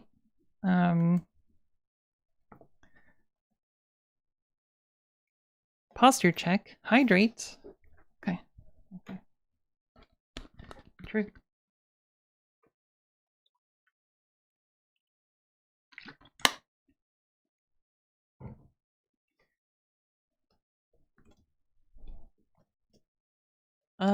Okay. So we have the time discretization. Actually, I need to make sure I draw these at the same scale, otherwise it's going to look wonky. Okay, so we have the identity. I really want to write identity as like 1. I'm not a huge fan of writing it as ID. What if I is the imaginary unit, and what if D is like a differential operator, you know? You can't just write ID, that could mean anything. Okay, so minus time, so this is our time step, multiplied by the Laplacian, which confusingly, this does not mean like a delta time. So this is the Laplacian. And then the temperature at time t, I guess, equals, should this be t? I feel like this should be I. Maybe this is, it's got to be per element regardless, I guess. I guess this is a differential equation for how it evolves over time for any specific vertex. And then given some initial temperature, U0. Maybe?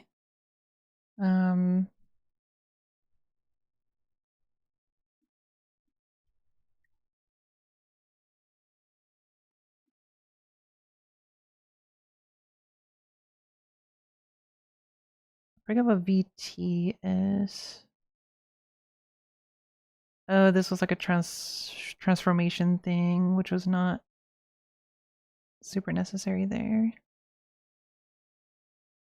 Yeah, I get the impression this is one vertex over time, or yeah, any one vertex. Also, I need to close my curtains. I will be right back.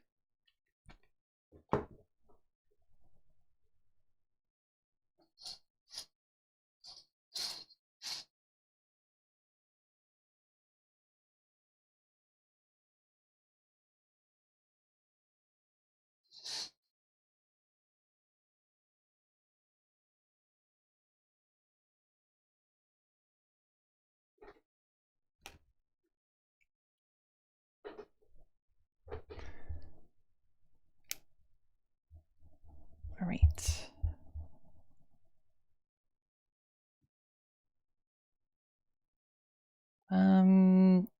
Okay. So this would be the heat equation.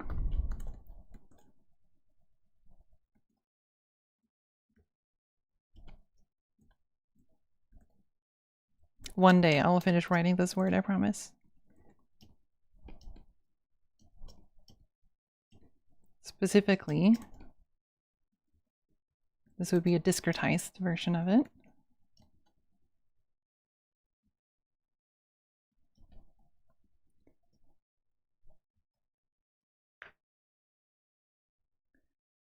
I don't know what the difference is, but paper CACM instead of paper TOG uses M instead of A. I have no clue what those acronyms mean, but I remember I saw it in the paper. It was like TOG. I'm guessing it's related to like revisions, or if it's like the original paper and then the one that ended up in the like journal or whatever, like the published version. I don't know. I don't know how academia works, so. Okay, so this is the heat equation. And then once we want to solve this, TOG is a preprint or something, right?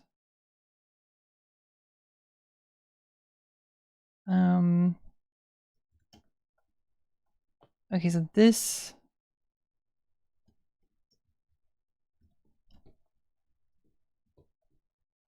So this is the equation we wanted to end up with.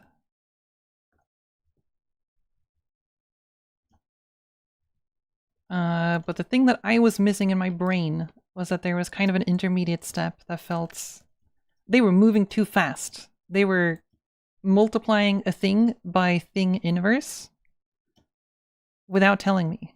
And so the intermediate step here was basically, as far as I understand, the identity minus time. And then here we have this. Yeah, okay, yeah, okay. It's just a straight up substitution, or like you just multiply that out. Okay.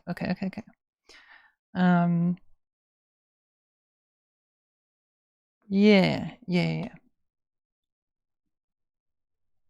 Or wait, does that make sense? Yes, that makes sense. Yeah. So inverse mass matrix times LC. No, times C.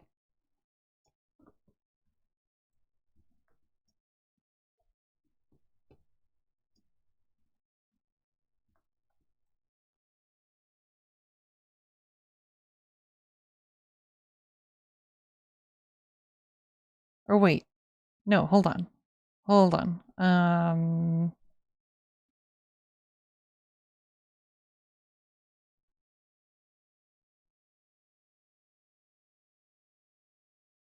Now I'm lost again. Is this true?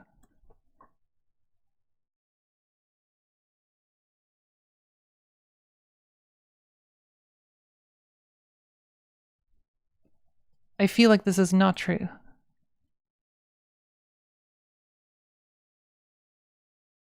L equals, yeah, I feel like that's what I feel like it should be. Like L rather than LC.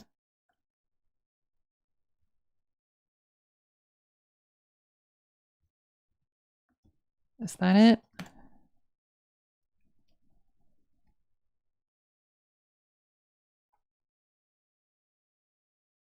L equals A inverse LC. Okay.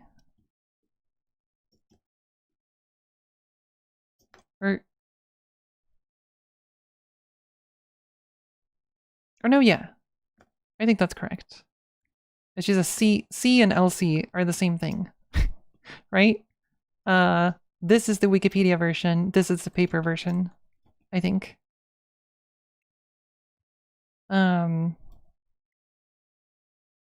Right. Okay. Yes, that makes sense. Because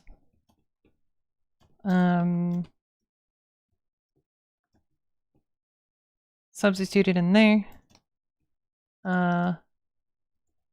Let's replace that. So we have LC, which is the notation in the paper. So LC. This also LC.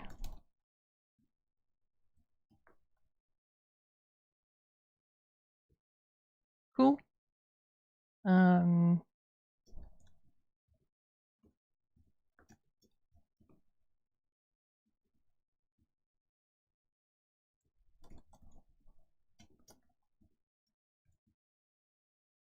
And then it's just multiplying this whole thing by A. And then we end up with this equation.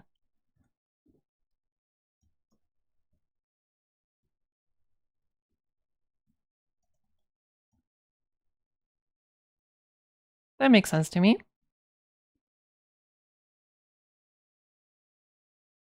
I believe. Did I replace all the notation? This one, I'm not sure if it's correct. I'm just gonna erase that. This one might be confusing me more.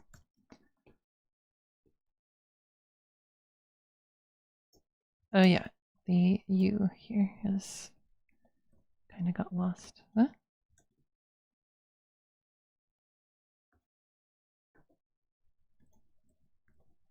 What would it even be? Is it just U or UT, or I'm not sure where the dimension or index went here.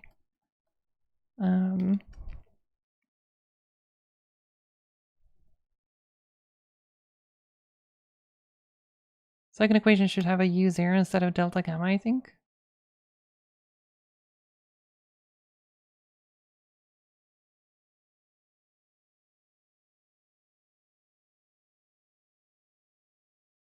I don't think so, right? Because this was the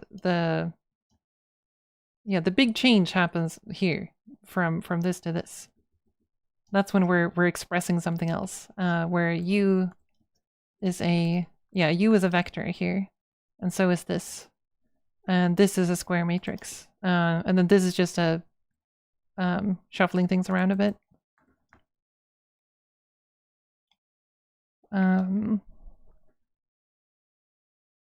Delta gamma is your initial condition. Yes, this is the Kronecker delta. So this is the it's 1 at my selected at all of my selected vertices.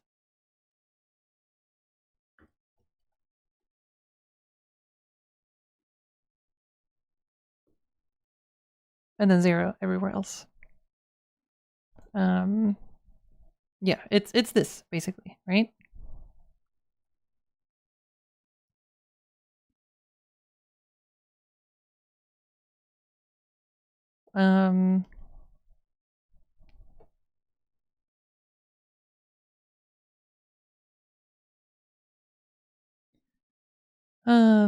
Wait, in the CACG version, M is a matrix and A is presumably a vector of area for each vertex.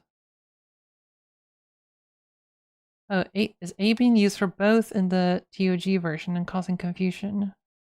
Maybe. Do you have a link to the other version?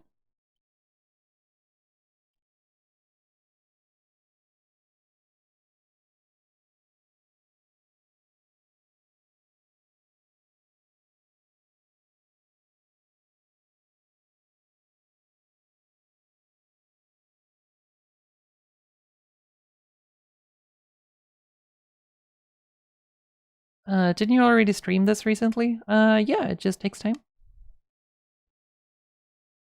I'm not done yet. It's the same, just replace TOG with CSEG. Secret URL hacks. It didn't work. It's over. Okay, it's CSEM.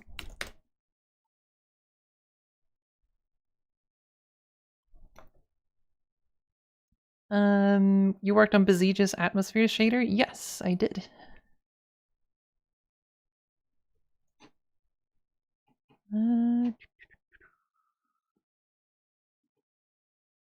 Okay.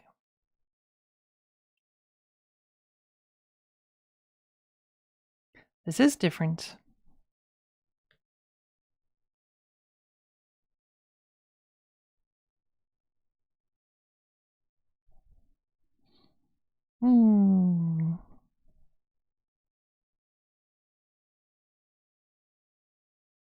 Okay, so they still use the A sub I notation. Not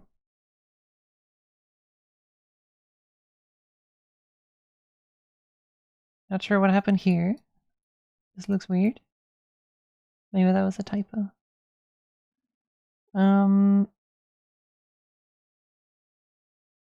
Okay, so M is the mass matrix here.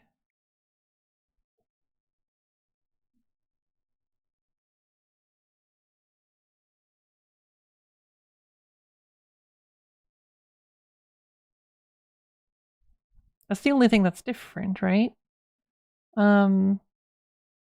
Yeah, M is still a square matrix here, I believe. Love your videos. Thank you.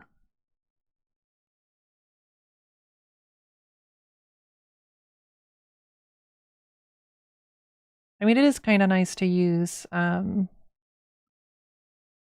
and AI differently, or like have different names for them. Like if it's going to be called a mass matrix, I really should be M.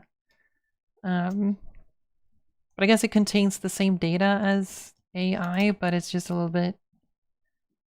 Maybe there's a risk of confusion. So let's call this the mass matrix then. Do I use that here.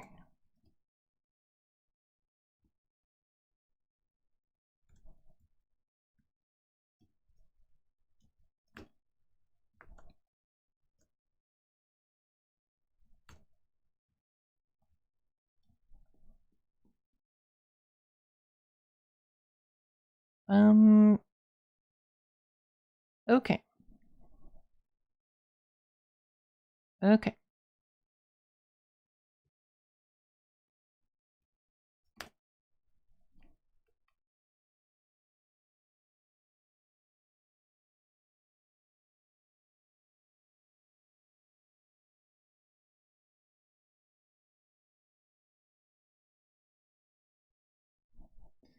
Okay, LC is the cotan operator. This looks the same. Got the Kronecker delta. Yeah.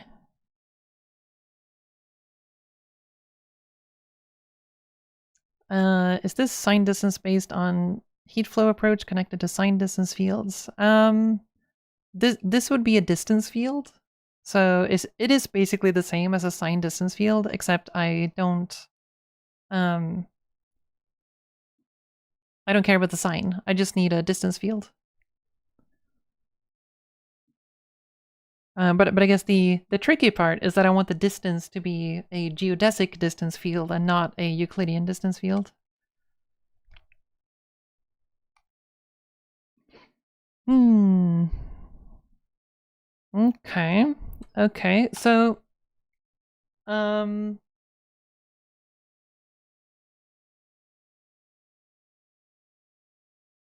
to think.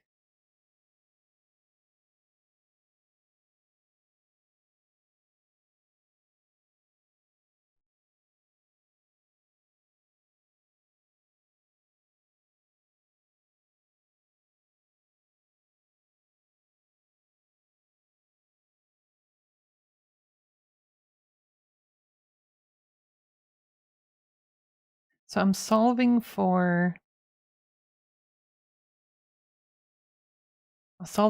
temperature here. I'm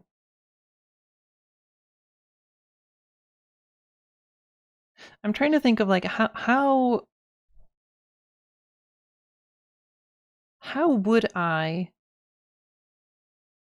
make an iterative version of this that's similar to the finite element method?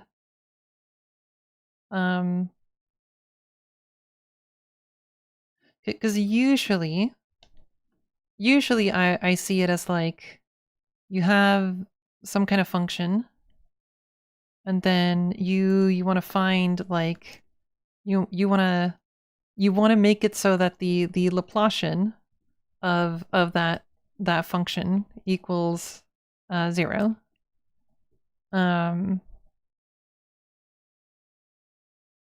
if I want to do this with discrete stuff, if we imagine like a discretized graph or whatever, the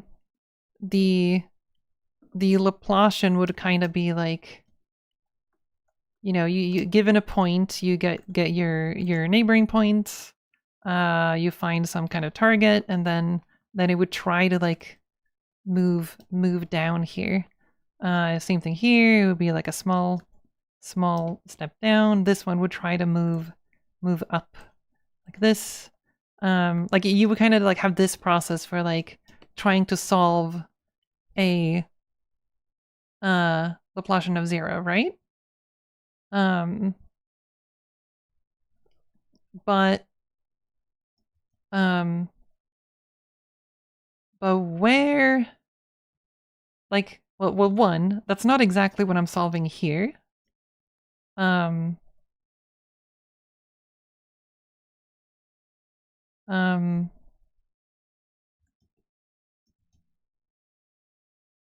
so I don't know how to translate between these two approaches because they feel very different to me.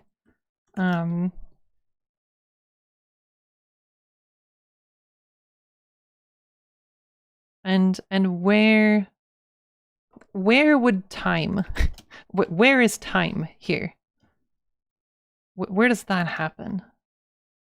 Is that part of like some multiplier for how far it should move or something like that?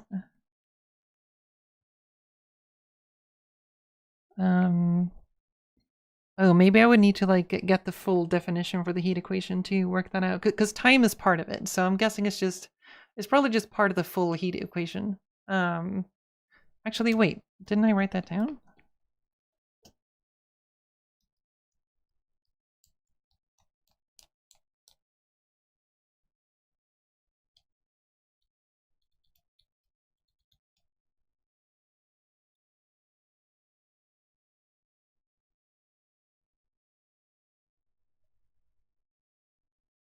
Yeah, maybe this can be translated to that.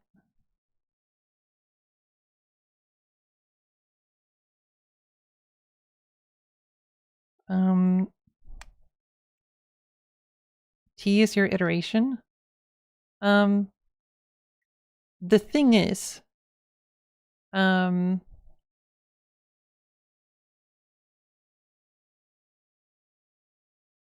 thing is that the T in for this to work, T has to be a specific value.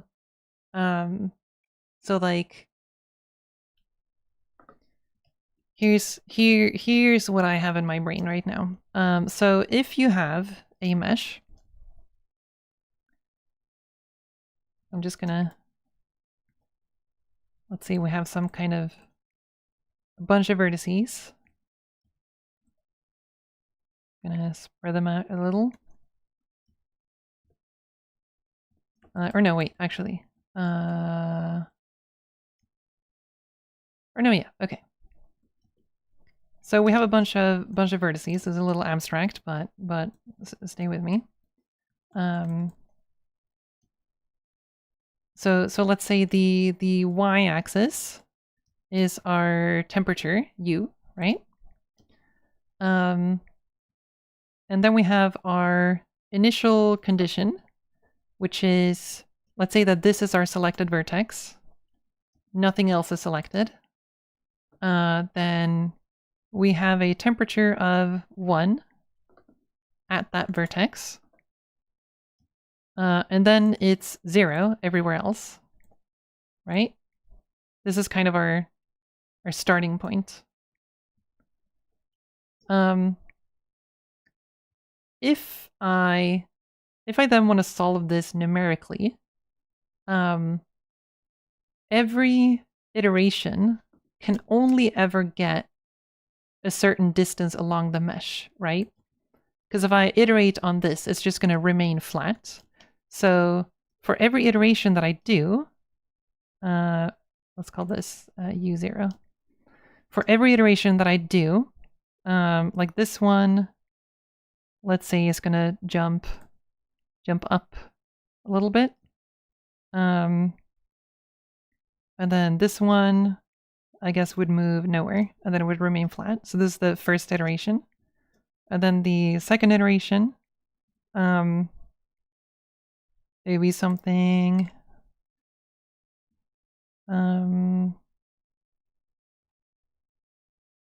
something like this. And so forth, right?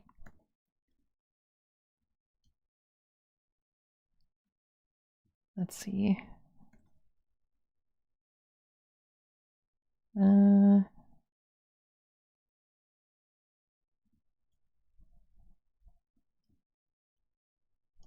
Okay. And that's our third iteration. And then by the fourth iteration, we actually do have some values here. So it's going to approach kind of an exponential curve, right?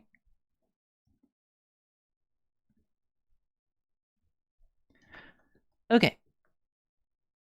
So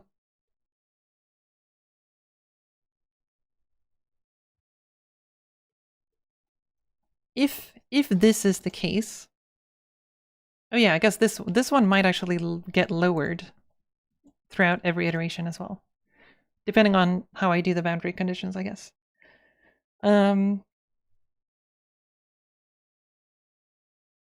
So I'm guessing each one of these iteration steps, like the way that I think of these steps here, is that there's no time component to it. It's literally just like based off of like the number of iterations, right? But in my use case, there is a time component. I want the total amount of time to be a specific value. So I'm guessing what I have to do is that I have to ensure that I reach the entire mesh in, n iterations or whatever, right? I need to reach the entire mesh in n iterations. And then for every time step simulation thing that I do, I would need to make sure that every time step is like the total time t over n. Is that it? So like every like Laplacian iteration step that I do has to incorporate a time step that's t over n, where n is the like the maximum graph distance away from my selection. Is that correct? Assuming I'm using like a kernel style. That feels like the way it works. But that's assuming we're not using any global solvers or anything like that. Just like a what's it called? Gauss-Seidel, or I forget what it's called. One of them. It's not Gauss-Seidel. It's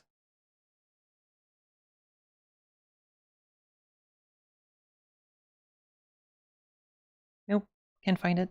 Brain empty. Newton-Raphson? No.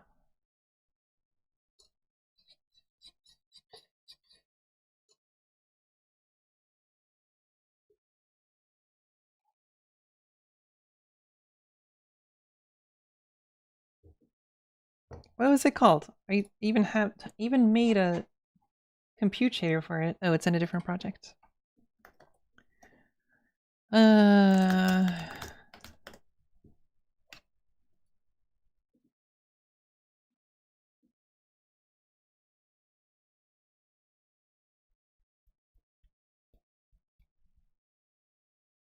Jacobi. That's what I was thinking of. What's the difference between these? Oh, it literally says right here. It's related to that of the iterative Jacobi method with an important difference. In Gauss-Seidel, the computation of xk1 uses the elements of xk1 that have already been computed. Oh, that's spicy. That's real spicy. That won't work. That is not parallelizable. Okay, so Jacobi is appropriate for parallelization. Oh, yeah. However, unlike the Jacobi method, the computations for each element are generally much harder to implement in parallel. Oh my god, I feel like I'm understanding things. I can predict the next things. That's good. I feel like I'm getting a grip of this. Cool. There seems to be a section on choice of time step that references Appendix A. I think that choice of time step has to do with accuracy of the entire solution. Like I think that's the accuracy of the entire solution, depending on which choice of total time that you choose. But I don't think the paper mentions anything about iterative methods for solving it, as far as I remember.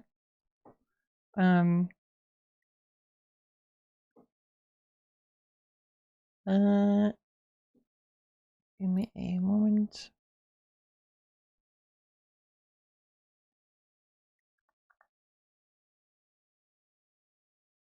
You just have to use a matrix inverse solver to get the exact timestamp you need. It's one matrix solve, basically. In a mathematically pure world, yes, I would just invert the matrix. But the thing is, I need to deal with the memory implications, how I store all of these values, and ideally, I would want to do it in a compute shader.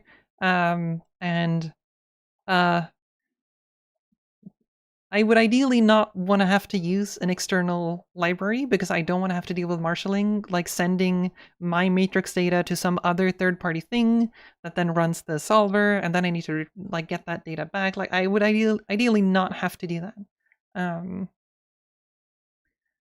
Yeah.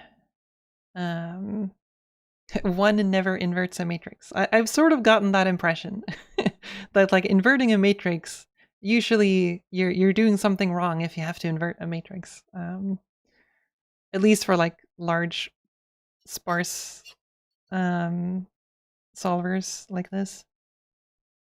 Oh my gosh. Sorry, my ex just sent me a picture of an orange cat. This is a very good cat.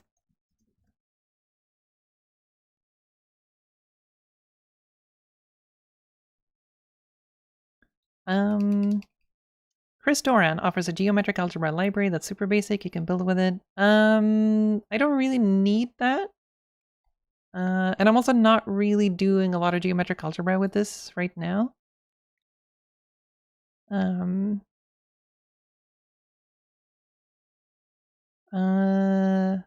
Lazenby, Chris Doran, feels like you have studied them, and if not, you're finding their own results. I haven't studied their stuff, but I did meet both of them recently. We were all at a conference in Belgium. So we had a chat. Chris Doran was really nice. We actually talked about Half Edge, my 3D modeling tool. But, you know, I do want to implement a lot of these things myself because I want to. So I don't want to like use too many like third-party things.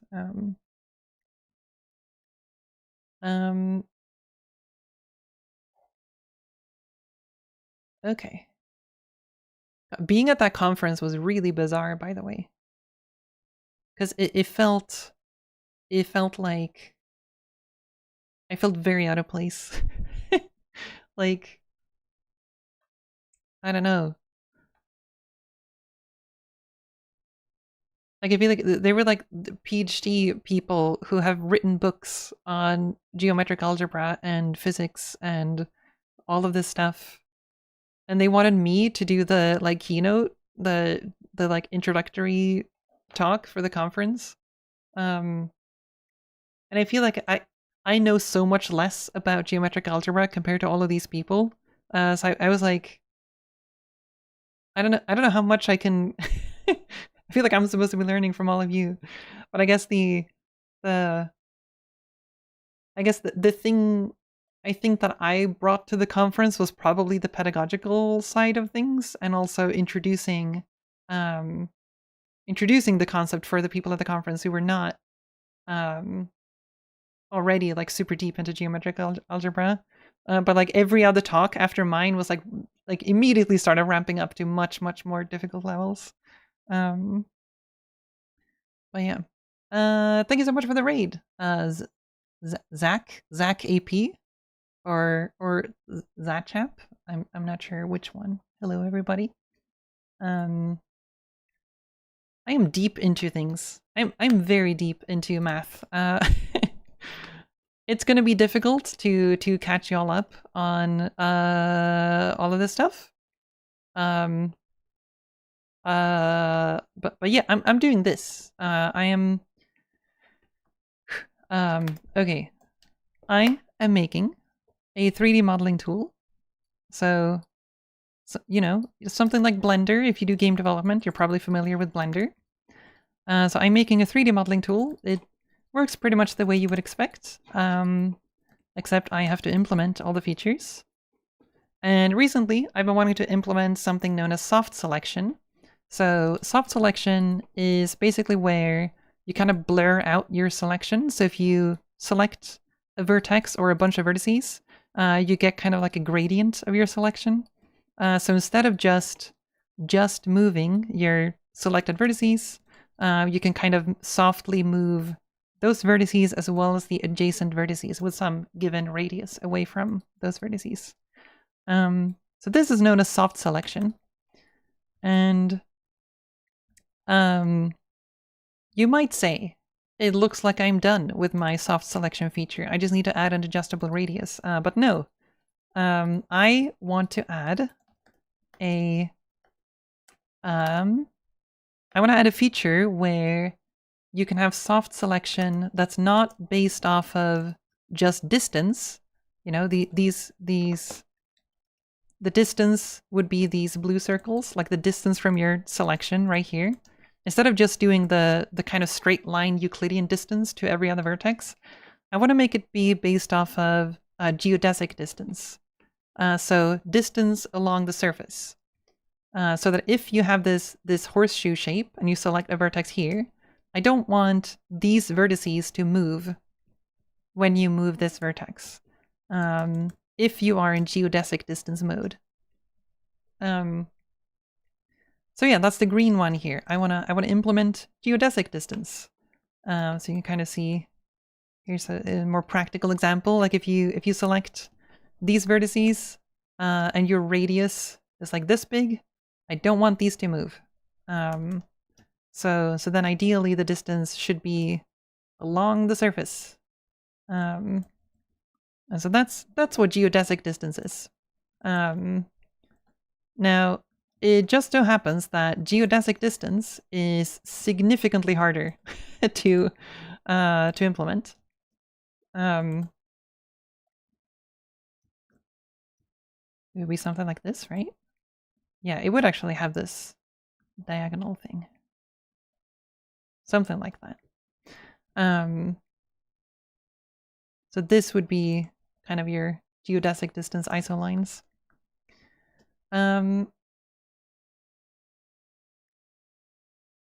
Will it have microtransactions?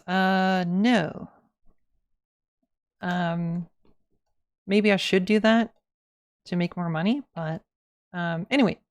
So this is so doing soft selection with geodesic distance is significantly harder because you can't just do like a straight up computation between every vertex.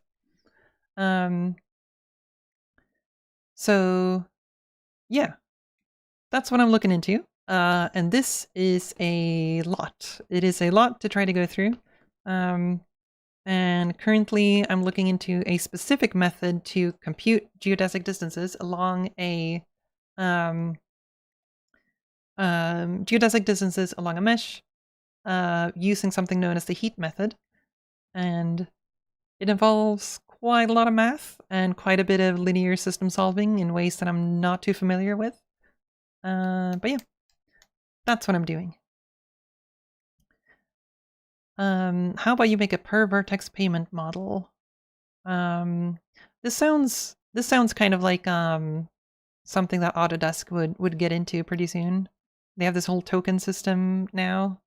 Or maybe they scrapped it. I forget which stage of cursed monetization methods they're at.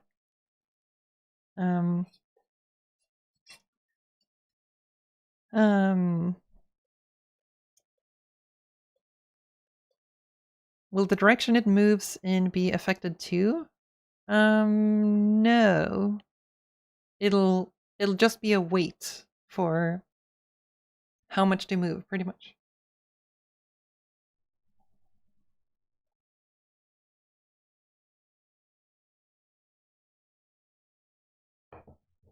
Did you have an idea how much harder this would be when starting out on this feature? I truly didn't know. So I didn't really have any good guess for how complicated it would be. Because there's a lot of stuff that I just don't have too much familiarity with. So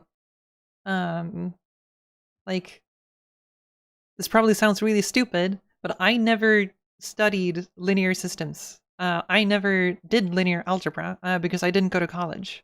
And so there's a lot of baseline knowledge that I didn't have coming into this specific thing.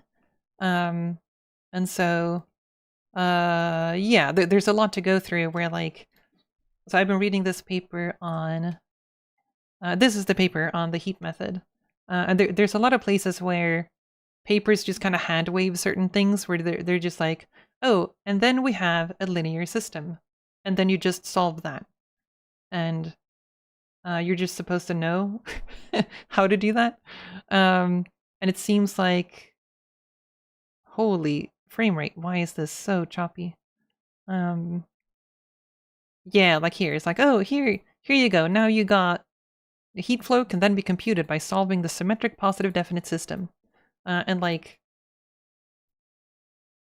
I don't know how to do that. So I've been looking into solving linear systems.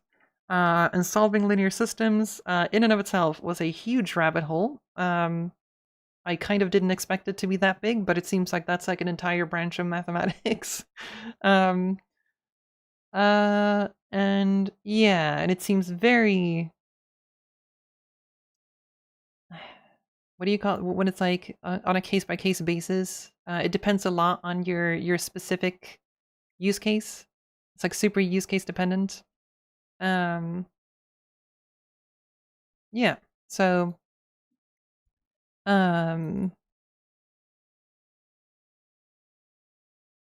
it's been a lot. It's been a lot, but I'm getting there slowly. I believe we worked out some of the mysteries. Next step is finite element method. Well, that's the thing I'm kind of talking about right now because I'm not entirely sure how to like I'm familiar with the finite element method on square grids. Because it seems like it simplifies quite a lot for that, but this is not a square grid. So that's the thing I'm kind of wondering about for this. And I'm curious if this intuition is true or not. Um,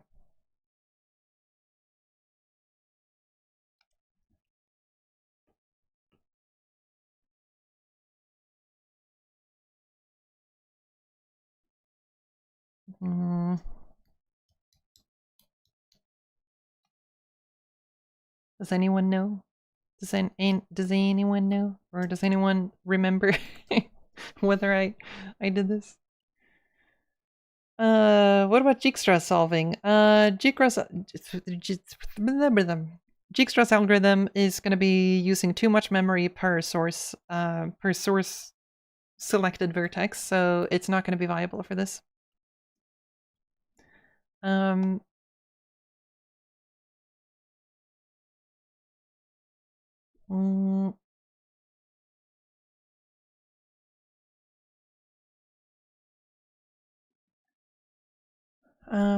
I've heard the linear algebra is done right is meant to be good, but I think it's meant more for mathematicians than applied.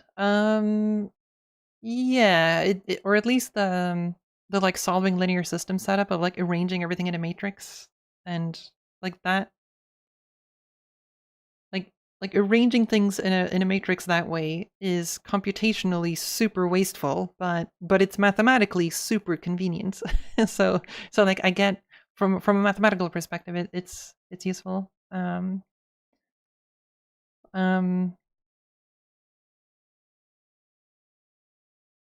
the finite elements will just change the way you discretize your Laplacian, how you assemble your L matrix. But in the end, it'll boil down to the same high-level algorithm for solving the heat equation. Yeah. It's just that for oh god, I forgot what it was called again. Not the Gauss-Seidel, the other one, Jacobi. Like if I use the Jacobi method, the nice thing about the Jacobi method is that I don't need to construct this matrix. I can just like, I already have data about adjacency. So I don't need to like construct a matrix that I then use in a solver, right? Like ideally, this should never exist in memory, and it should never exist in memory, especially in an actual square matrix, because that would be violently wasteful, and it would probably use more VRAM than your graphics card has. So like that's just not possible. But what I really like about the at least the grid-based like stencil finite element method for the Jacobi iterations is that you could just this is kind of implied through your adjacency data, and then you kind of just iterate on this over and over again, which is really nice because you don't have to like allocate all of this memory.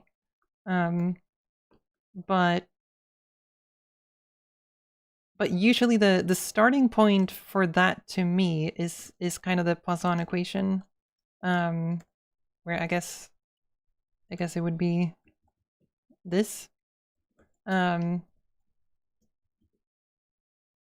But I was gonna say that's not what this looks like, but maybe I could just somehow scoot over things to the other side of the equation until it looks like this, actually.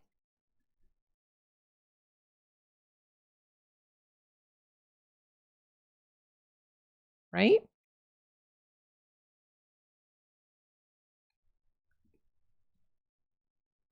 Hold on.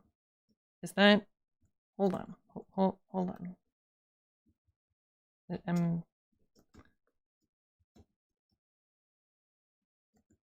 Or no, wait.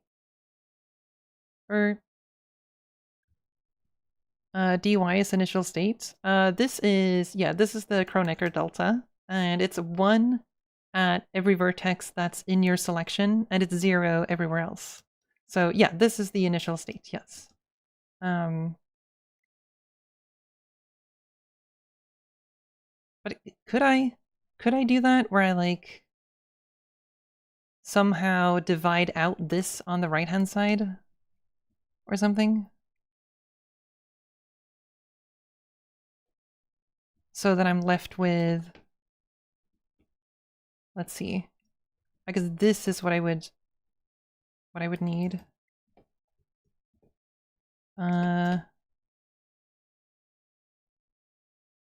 Is that possible? Hold on. Hold on. Let me just move this because I need more space. I need to allocate more pixels. Give me pixels.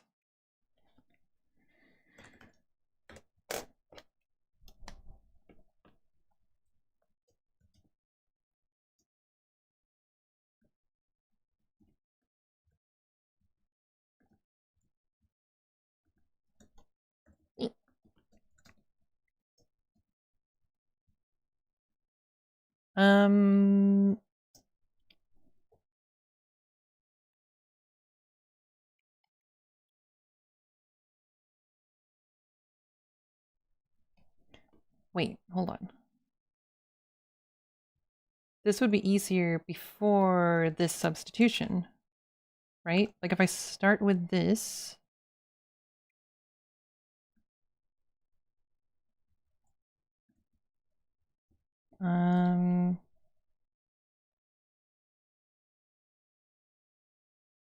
can I isolate it?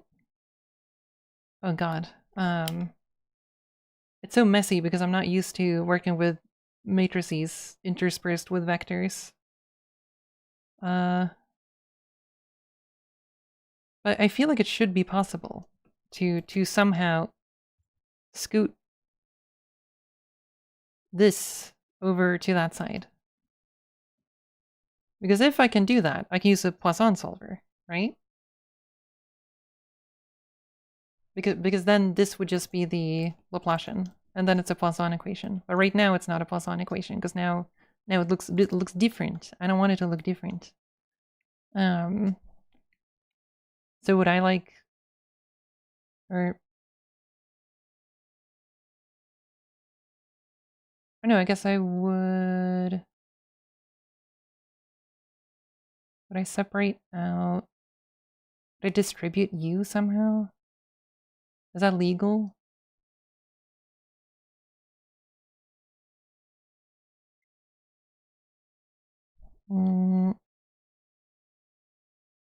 That's an operator. I can't quite scoot it over if I understood you correctly. You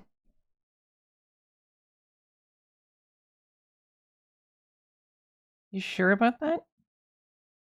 I thought it was a matrix with values. This is LC. It's the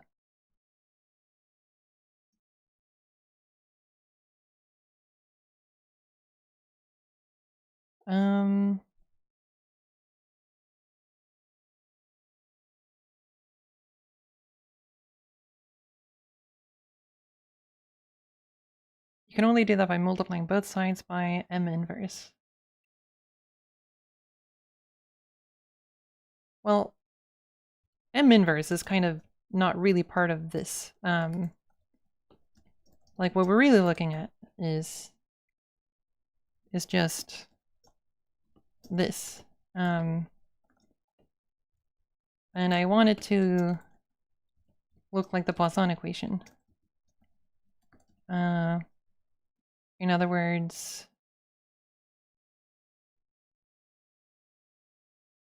I want it to look like this on the left-hand side.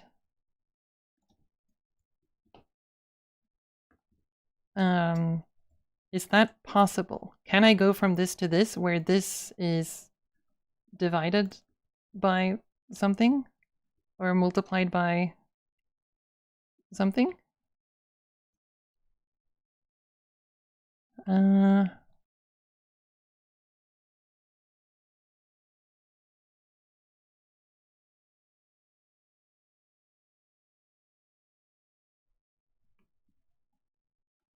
Uh, you need data per vertex anyway. Assembling the sparse matrix is probably the easiest method. Well, assembling the entire matrix is a huge amount of data. Like, it's a violent amount of data. I can't actually assemble the sparse matrix. That is not... I just can't do that. Um,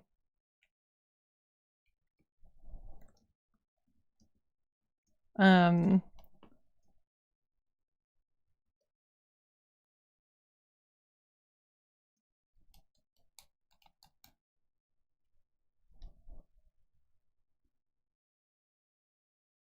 um,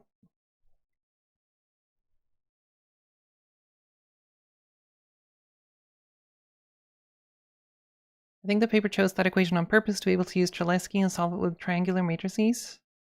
Potentially, yeah. Oh yeah, sometimes I miss messages in YouTube chat, or it's suggestions that are not super relevant, and it's yeah, so I don't always read out every single message, but I do miss messages sometimes, or I miss questions sometimes.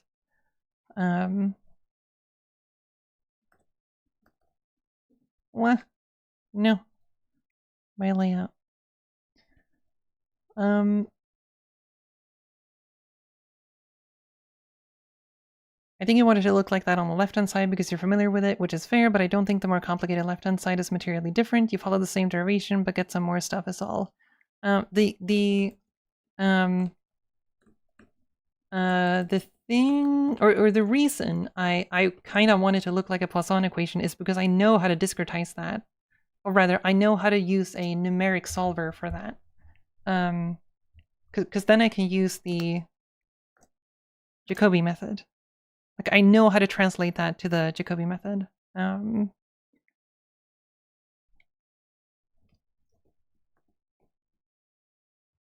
yeah, I should probably use AI more for stuff like this, but I usually appreciate knowledgeable people over AI.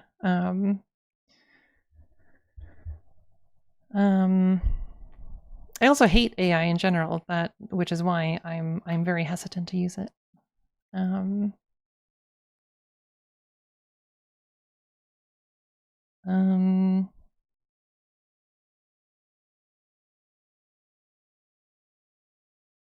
Could you mask off all the points that are out of range directly? I don't think that's gonna help in terms of like, I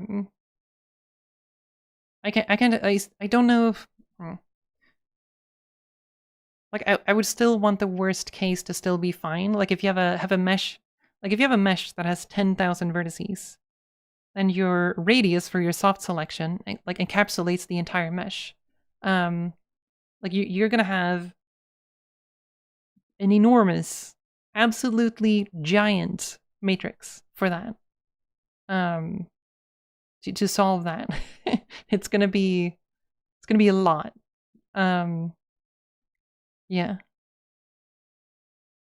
But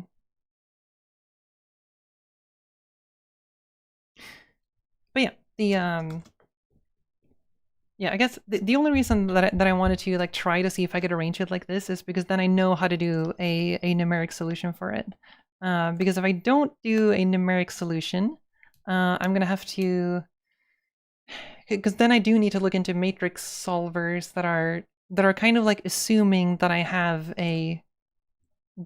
this matrix represented, and to me it's kind of like it's not obvious to me how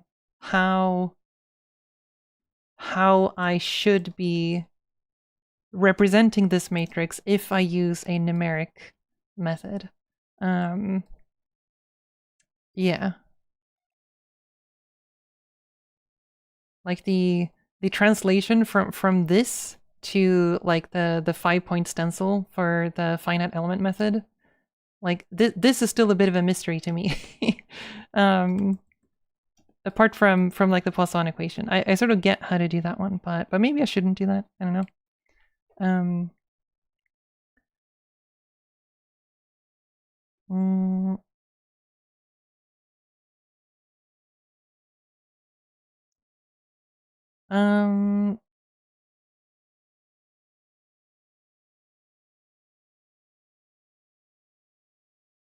The identity minus TL part is the matrix itself, though. It doesn't need to be exactly LU delta Y. Well, not exactly. This is like this and something else, like times something divided by something, the plus something. I don't know what to put here. I guess. Maybe I'm just stupid, because maybe this is really simple, and I just don't have the experience using matrices. But or wait, sorry, I meant this part, not up here. There we go. What?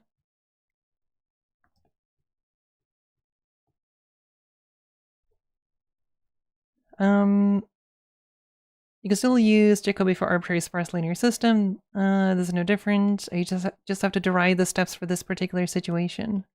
So what is the general strategy for the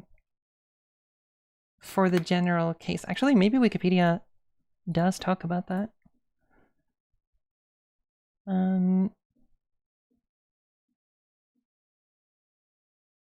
Okay.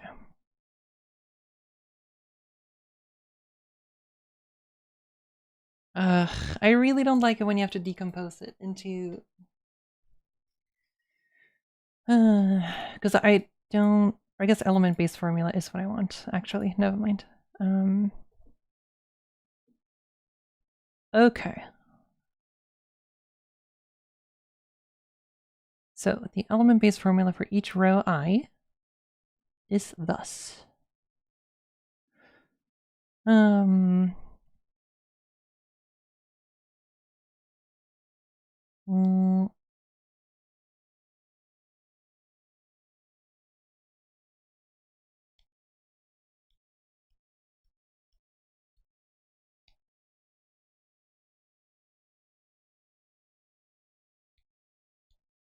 Wait, but this is not too bad, I think.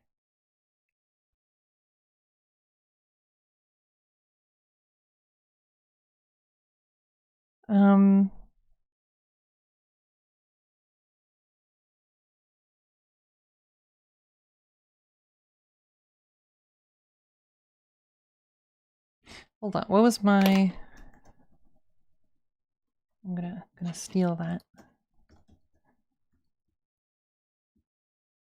Huh? Also, you know what? You know what? There we go. Look how well integrated this is.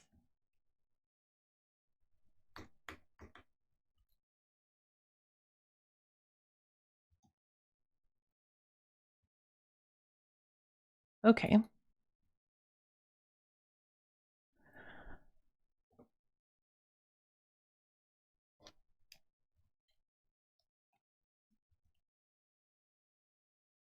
The element-based formula for each row I, which is...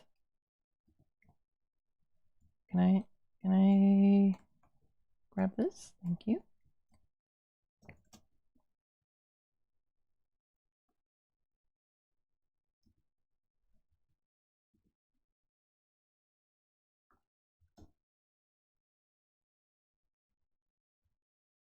What? Which layer do you belong to? Which AI model do I need to find? Okay, there we go. Okay, so this is... so this would be... Let's see, that's LC.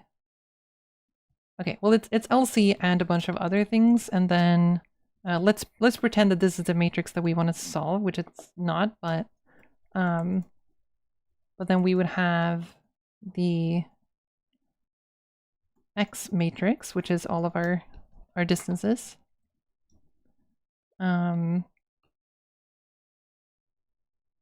U1, U2, U3. Okay. All right. So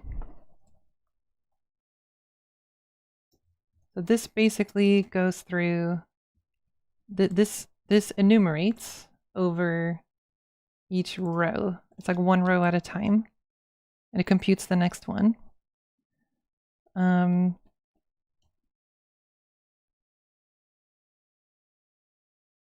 So hold on. Okay, so what is A and B here? Is it just the... Oh, it's got it. It's the values of the A matrix, I guess. Why is it lowercase a?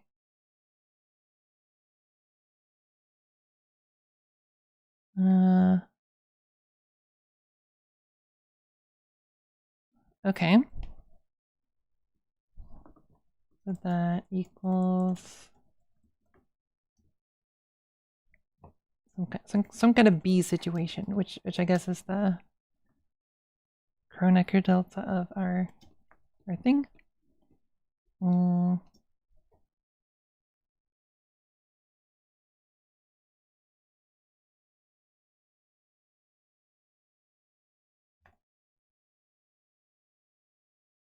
Actually, am I right about that? Is it supposed to be B?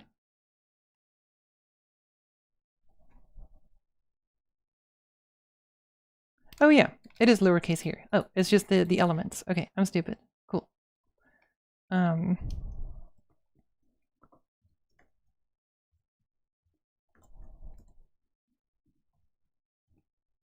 Let's just clarify that for future me, because I'm gonna read this and I'm gonna be looking stupid thinking about this. So I guess we'll just call this B0, B1, B2, B3.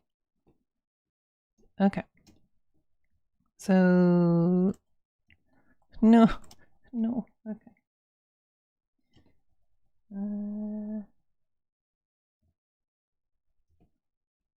Okay, we got our B, and we got our temperature.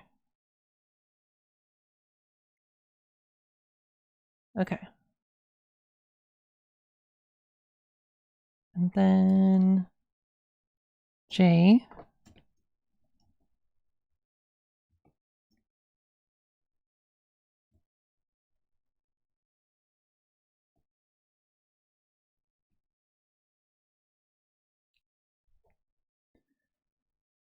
Okay. So this computes the next iteration of the whole U vector here. It's the thing it's calling X here.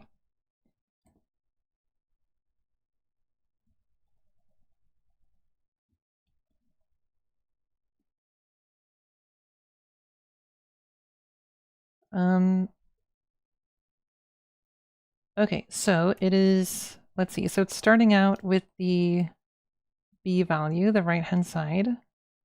And then it subtracts the sum.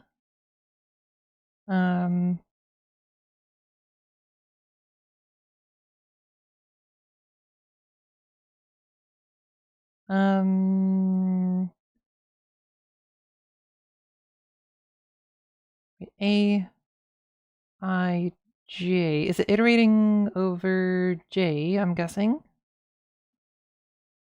So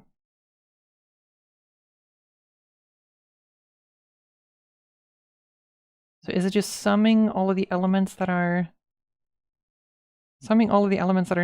not J equals I, so not the diagonals? Can I be on a layer that exists?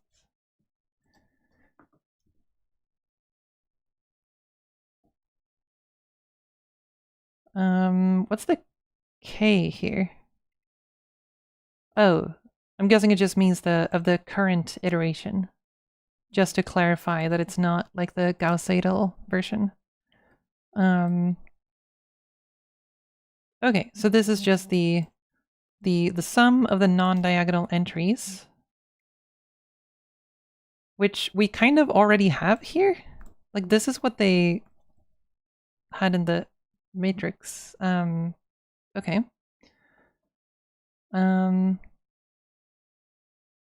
Okay, so it's the b value minus the sum of the off diagonal entries on that row, and then divided by this.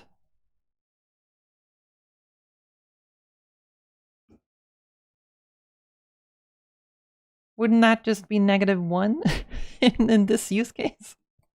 Or because isn't the diagonal already the sum of...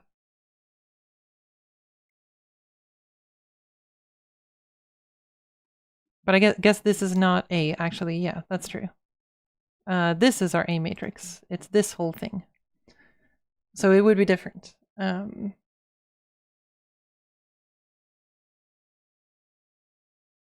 Okay. So I guess what I would have to do is that I would need to work this out, and figure out a way to, like, how that axis would be for all of the adjacent elements. Yes, because that's what this represents. I is some vertex, and then all of the elements that are present along J are the adjacent elements to that vertex I. Right, okay.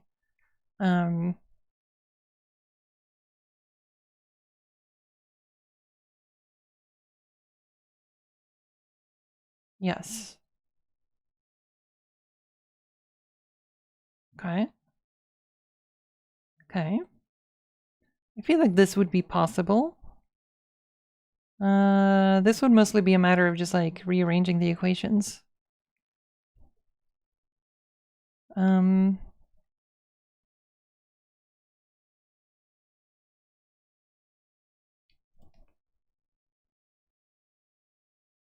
Okay. All right. But I do think... I don't think I'm going to be able to finish this today. It's getting late, and I'm going to need dinner eventually. So unfortunately, we didn't get super far today.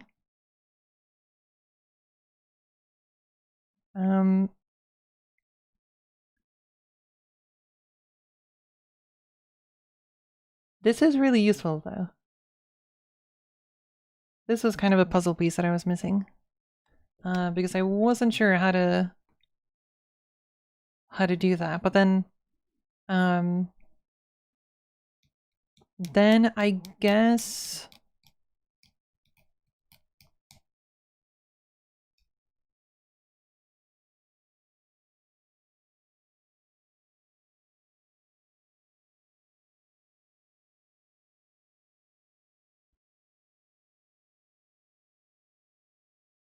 Right. Okay. So time would be taken into account because time is already part of this, and that would distribute over what would be the A matrix if we assume that this is the actual A matrix, which it's not really here, but yeah, so then I wouldn't really have to figure this out. I'm guessing this would happen automatically because all we're really doing is just solving whatever this happens to be, and we happen to pass in a specific value of t here, which is going to be, I believe, the square of the average edge length is like an optimal value. Okay, so let me just clean this up a little bit. Oh, it's empty. Okay, well, I'll just merge every layer in the universe until it's not. Okay. Okay, you can go back up here. You used to live there.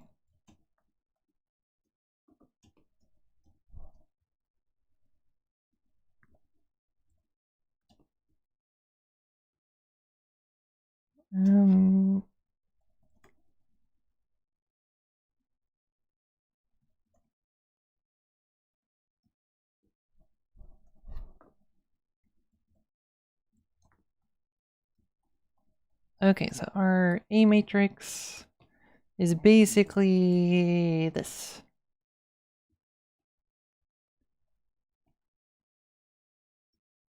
Cool. Now it looks like a matrix with one element.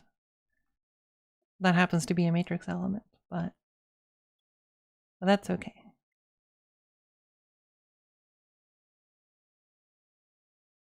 I think this is a good starting point for next stream.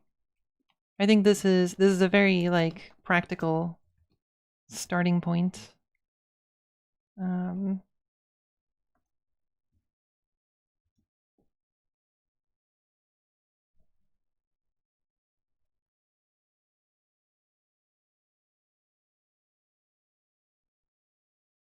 Okay.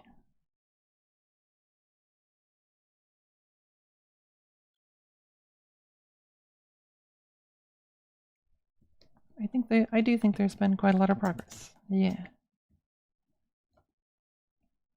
Oh yeah, someone was asking if I was going to share these notes. I usually don't.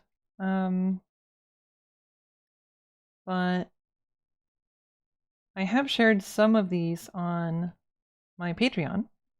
Maybe I should do that more often. It's just that they're just never finished. So there's never a point in time where I can be like, okay, it is done. Now I'm going to share it. So,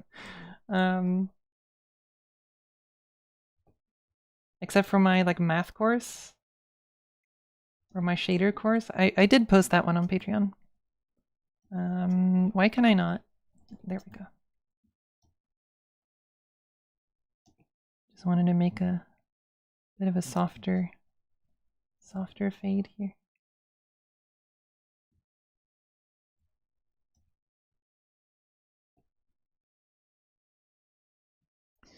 I believe you should ask your question to the author through email before next stream. I don't want to bother Keenan Crane.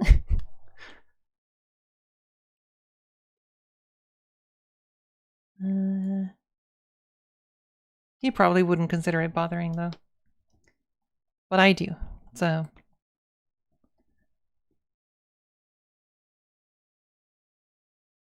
Okay.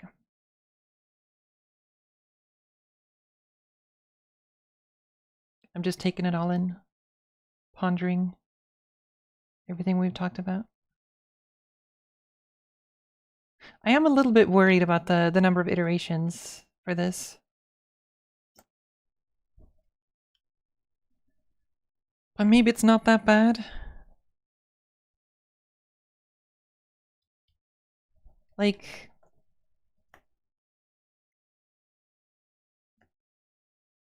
how,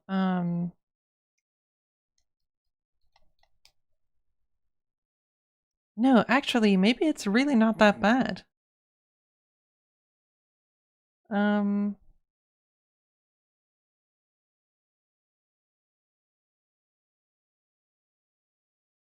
Actually, here's a Jesus Christ, I got so excited I dropped my pen.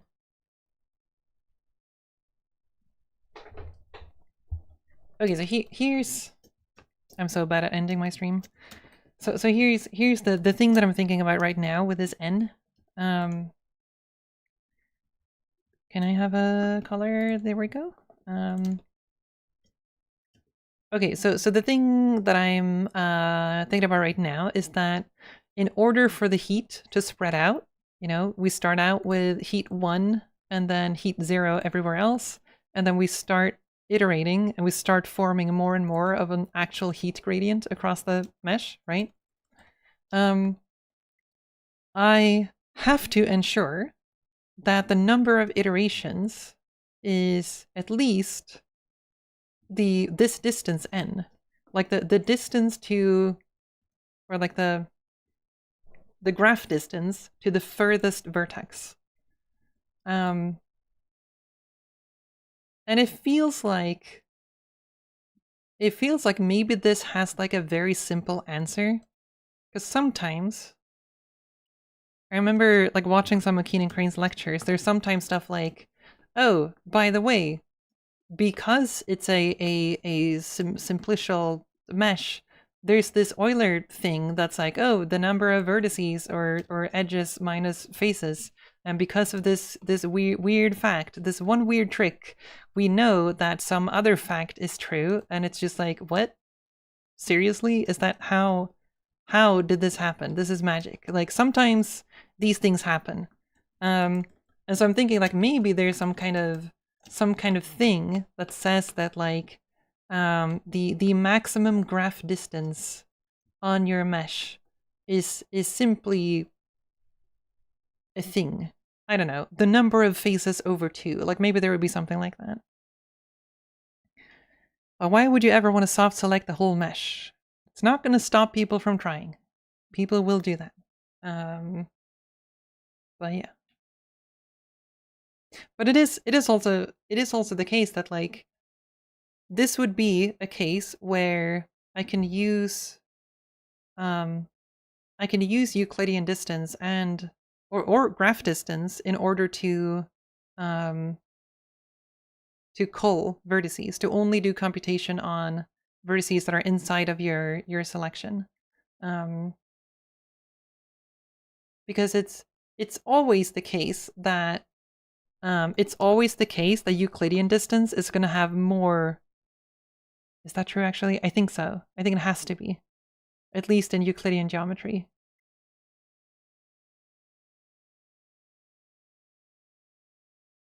And at least in 3D. Like if you have a selection, and you kind of get the Euclidean distance, I guess if you have a radius of this or whatever, the Euclidean distance of this selection would be like some kind of capsule shape like this. Like it would incorporate all of these vertices, like everything inside of here. But for the geodesic distance, it is impossible for geodesic distance vertices to be outside of this blue region. I think the geodesic distance vertices are always a subset of the Euclidean distance vertices, right? I'm pretty sure. So regardless of what I do, this could be a first step where I just exclude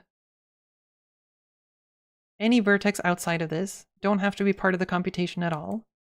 And if that's the case, then this does not require a whole lot of iterations. That would just be like 1, 2, 3, 4, 5.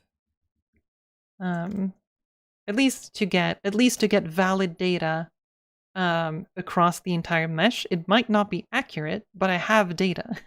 Like that's a bare minimum, right?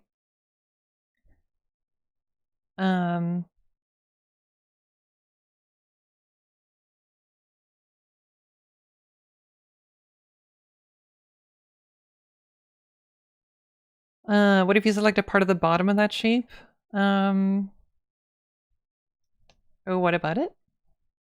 Like if I select this vertex, for example, I mean that would just add another Euclidean distance region, and then the union of this would be the region in which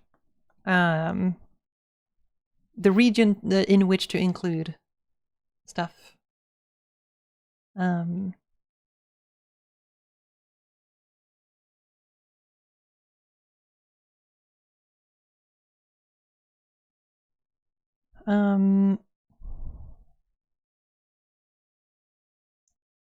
Wikipedia link I shared earlier might help you improve convergence rate, damped Jacobi method. Yeah, I've seen that there's a few. Sometimes there's this weighted thing. I forget exactly how it's done, but I think it's like the overshoot or something.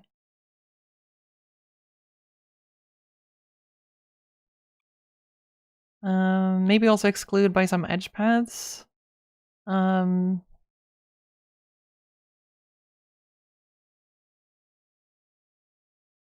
Potentially. How do you find the furthest point in the Euclidean bounded region without geodesic distance? Well, I don't need geodesic distance in order to like I know that the range in which I need oh wait, I think I see what you're asking.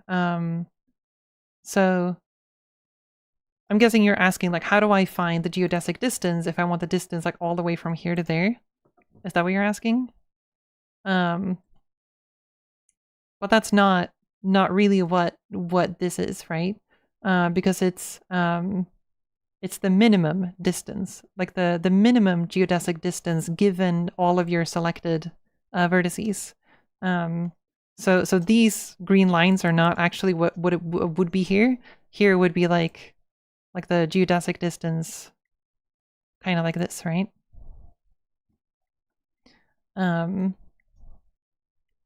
Yeah. And because they're so far away, like these are never going to influence these. So the culling would still work, if that makes sense.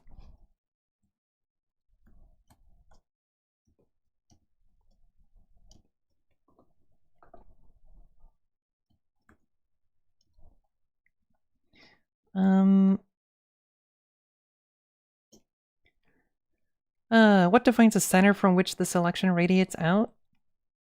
I mean, it's your entire selection.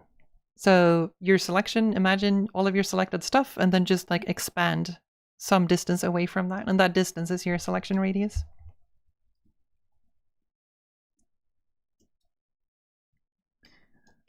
Okay.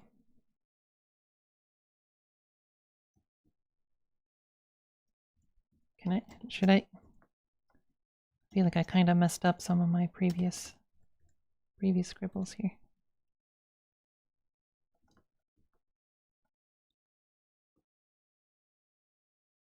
Is half edge free? Nope, it will not be free.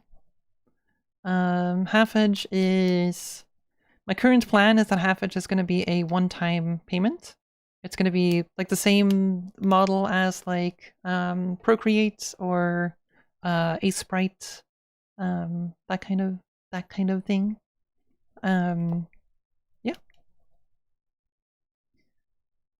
Haven't decided exactly on how to do the release. I'm considering releasing it on Steam and itch just to make it as convenient as possible. But yeah, we'll see. I'm a little bit sad about releasing it on Steam and then Steam takes 30%, which it's pretty rough. Because it's like 30% Steam's cut, and then there's like all of the taxes on top of that, which is it's a lot.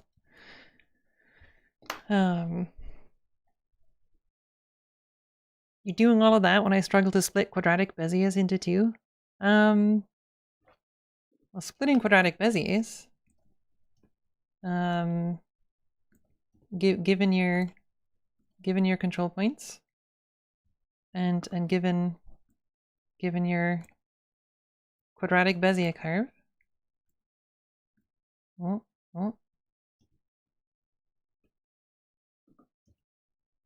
Then you have some point at time t.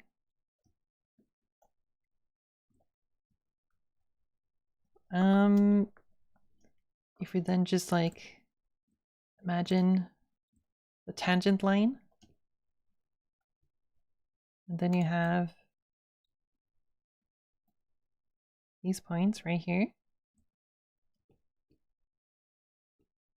You have your new control points for your split, your two separate quadratic Bezier curves. They are right here. There you go. That's how you do it. That's the one. And then you got the other one here. Oop.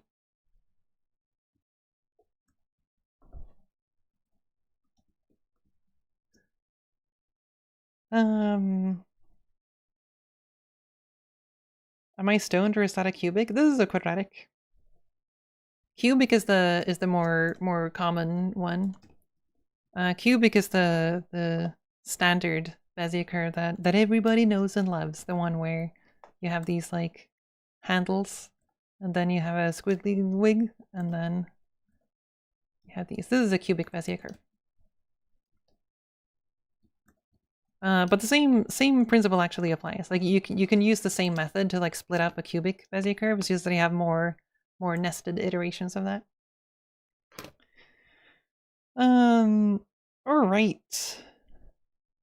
Just make it 30% more expensive and tell people to go to itch instead. I believe that is against TOS on Steam. I don't think you're allowed to do that. I'm pretty sure that is strictly disallowed. Otherwise I would. But I don't think you're allowed. All right. Are there any thoughts or questions before I head off?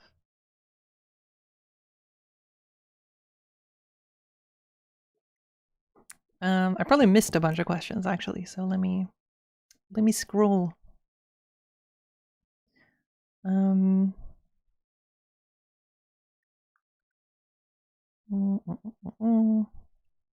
Yeah, it's midnight here, and I still need to have dinner.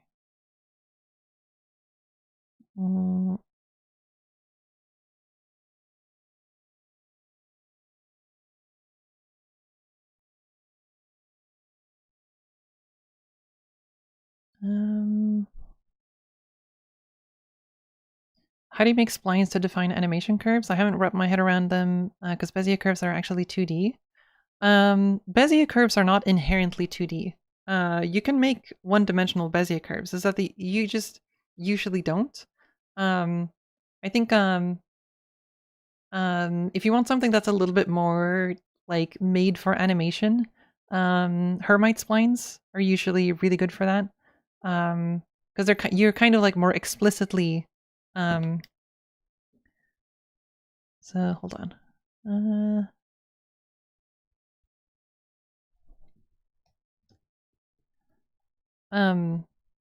So like, yeah, the cubic Bezier curves are usually used for like 2D spatial things.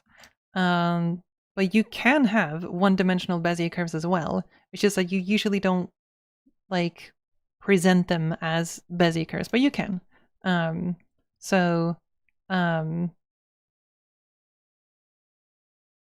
to figure out like they're very similar to Hermite splines. I guess it depends on like how you want to deal with like non-uniform splines. But Hermite splines is basically like given some point in time 0 and 1, you have a starting point, you have an end point, and then you have an end derivative, and you have a start derivative. And then the Hermite spline basically connects that for you. So this is usually how you would do Hermite splines. And Hermite splines in general are a bit more, they're cleaner than, like Bezier curves are kind of weird. Bezier curves are mostly because we like the way that handles work in 2D.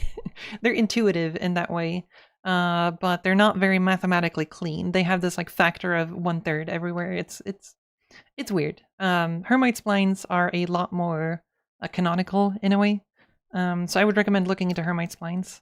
There are, like, I know that some Quite a lot, it seems like. Like even the CSS, when you do like CSS animation curves, they actually do use 2D Bezier curves for their like for their animation curve editor. So they do use like actual 2D Bezier curves, which is cursed. I wouldn't recommend it because it feels really weird to have a cubic 2D function that when evaluating you have to root solve it. And like, why would you use a cubic 2D function and then root solve it when you can just use one-dimensional functions? Like, what? It's bizarre, but I guess it's just because people are familiar with these handles. I think that's the only reason. Like people like these handles for the Bezier curve. But yeah, I don't know what this spline is called. It's like the cursed. I just consider this the cursed root solve Bezier curve. Because obviously you have to deal with it. It has to be monotonic, right? Like you can't make a like animation curve that does this, right? Like if your control points are like all the way over here or whatever, like so you have to disallow that. And so then when you're at that point, it's like, why are you using a 2D cubic? Like it makes no sense. I don't understand. Don't do this. This is weird. Just use Hermite splines.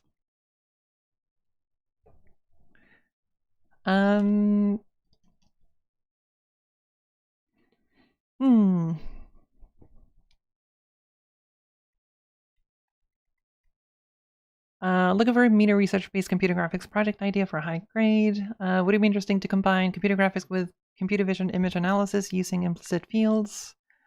Like SDF, level set construction from images or point clouds. I'm not sure. I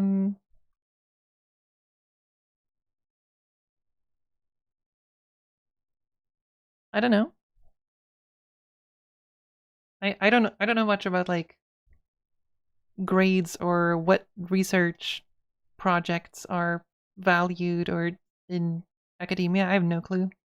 But they do talk quite a lot about point clouds in some of the papers from Keen and Crane, and about SDFs and stuff like that. So maybe that's useful. But I would imagine that you've already seen some of Keen and Crane stuff. But if you haven't, that might be a good place to start if you want inspiration. What's your favorite math or computer science book if you have one? I don't have one. I used to have one that's like it's like game mathematics or something, but I never really read it because it was a little bit beyond me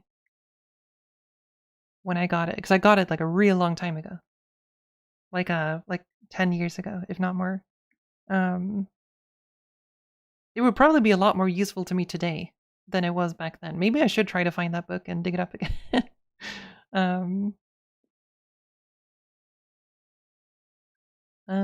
Can every monotonic shape be described though? Like in terms of the 2D Bezier versus Hermite spline? No, they're different. Like you can make pretty extreme shapes with a 2D Bezier, but I mean even then you can just subdivide it, like have more than one segment. Like that's kind of the point of splines, right? Foundations of Game Engine Development? No, it was a different one. The author was Dutch, and the book was Baby Blue. And it was about mathematics for game development.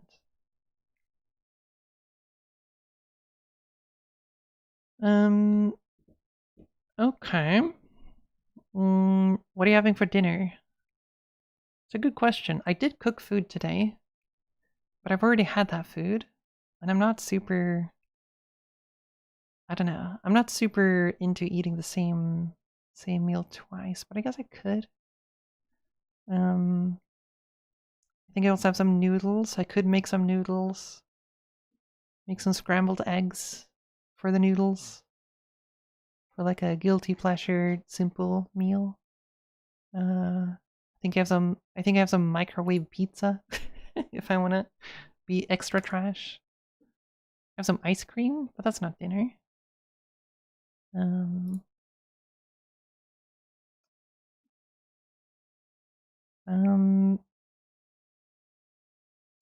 okay. I don't think there was anything else that I wanted to do. When you're gonna heat the pan, you will see vectors. I see vectors everywhere. There's vectors in the walls. Has anyone approached you about making parametric step models from meshes point clouds? It's kind of niche, but I would have a specific use case for it. I have never touched point cloud stuff, so no clue. I know that there's a lot of interest in that with like the Gaussian splat stuff. I just don't know too much about it, and I'm not like super interested in it because it doesn't seem to be super useful for my stuff and game dev. So I just haven't been too interested in it. Hmm.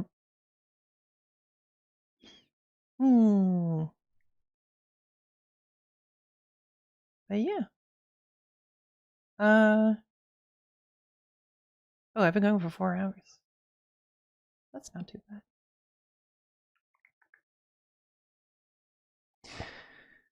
Okay. All right.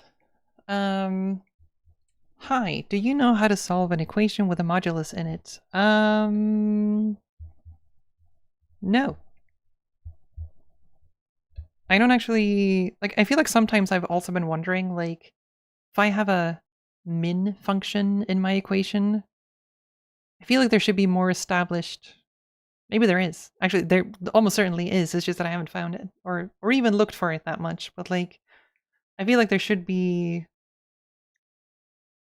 more established rules around that. Like, oh, here are some fun facts about the min function and simplifying equations. But who knows? You know what? The future is apparently that we're just going to give up our agency to artificial intelligence and like the handful of people that are going to control the future brains that we're all just gonna give all of our data and attention to, and we're just going to be second-class citizens, I guess. So you're not going to need to know how to do modulus math because who cares? Only the AI cares. Your purpose is to provide data for the AI. That's all the future is going to be. You thought there was some purpose to learning things and being knowledgeable and like valuing research and knowledge, but you know what? That's not valuable in the future. We don't value that anymore. That's for losers. That's for cringe millennials that enjoy doing math, like enjoy doing math, enjoy making art. Who does that, right? That's just a chore. We don't like doing that anymore. Like that's the stuff we use AI for.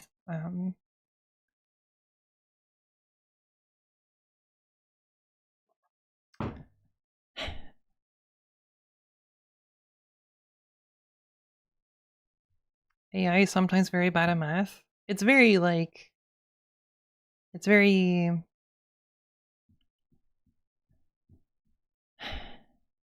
yeah, it's very weird and very it's very lopsided. Like it can do certain things really well and then it like super fails on certain things. I remember there was one time where I think I was like, "Hey, Chat GPT, give me a positive, definite, symmetric matrix, linear system of equations that I can solve in order to try my solver." And ChatGPT gave me a system of equations, and I was like, "Cool, I'm gonna shove that into my solver." And it turns out my solver doesn't work, and I start debugging it, and then after a while, I realize ChatGPT's problem that it gave me, it gave me the wrong answers. My solver was working, and ChatGPT just gave me a malformed problem.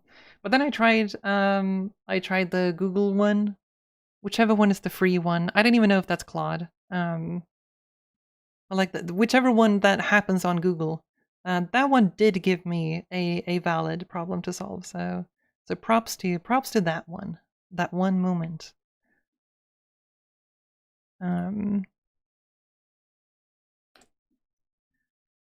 Gemini, I think, but I think Gemini is their paid model. So I don't know about their free models because I don't want to give any AI companies money. So you're anti-AI? I am very anti-AI and I have been for a long time.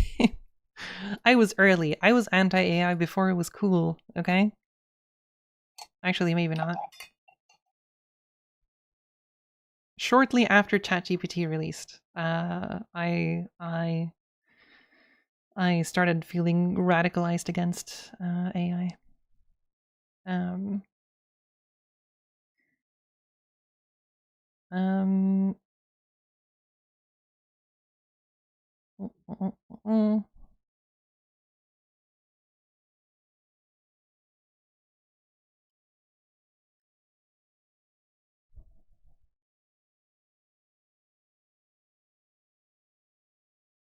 I hate what AI agents are doing to me. I feel like I'm getting even lazier and a worse dev in many ways. Yeah, I tried, I was using it. I tried using it for a certain, what was it? It was a long time ago. I think it was ChatGPT because I don't use paid models. And I wanted to try, I think I was debugging something. And it was a really frustrating experience. Like I feel like I could notice my patience getting shorter and shorter in like real time. Like after like 2 hours, I was like so pissed at this one AI model that's like, I don't know. It just made me annoyed. Bam.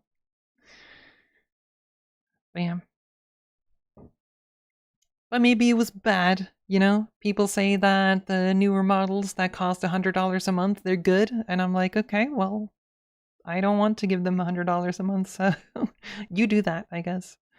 But yeah. Oh, speaking of this, I have a debate on AI coming up. I'm gonna be talking to he's like an AI startup guy, so kind of the opposite of me, which is also kind of why I wanted to debate him on this, because I genuinely want to understand how people can be so pro AI. And so that's going to be in about a week from now. I'm going to be streaming it. It's going to be on YouTube, but not on Twitch. But it's going to be on YouTube. I assume we're loaded up on rhetoric and fallacies. No. I mean, I'm gonna approach this in like good faith, and just hope that the other person is also interested in good faith approach to this. But who knows? So if they start pulling a bunch of dirty rhetoric tactics or whatever,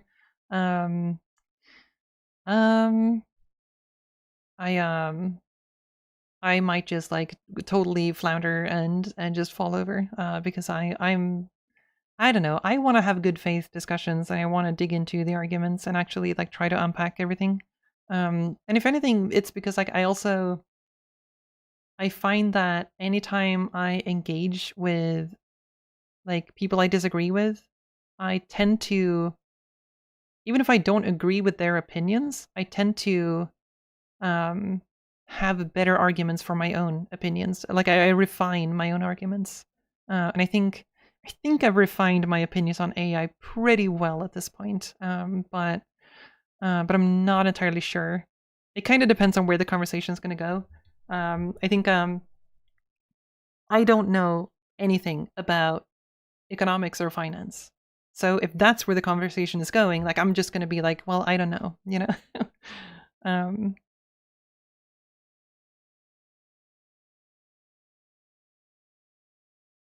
Doesn't the inevitability of automation make most debates on this meaningless? If you move the horizon a few decades down the line, it's all inevitable. I don't like that approach at all, because it kind of assumes that there's no way to resist and there's no levers we can pull to make a change. I think that's a little bit too cynical, and I feel like that's giving up. It's kind of like yeah, my house is on fire and all of these people are excited to pour gasoline on the fire, but who am I to stop them? Because, you know, the gasoline factory really wants to sell gasoline to all of these people.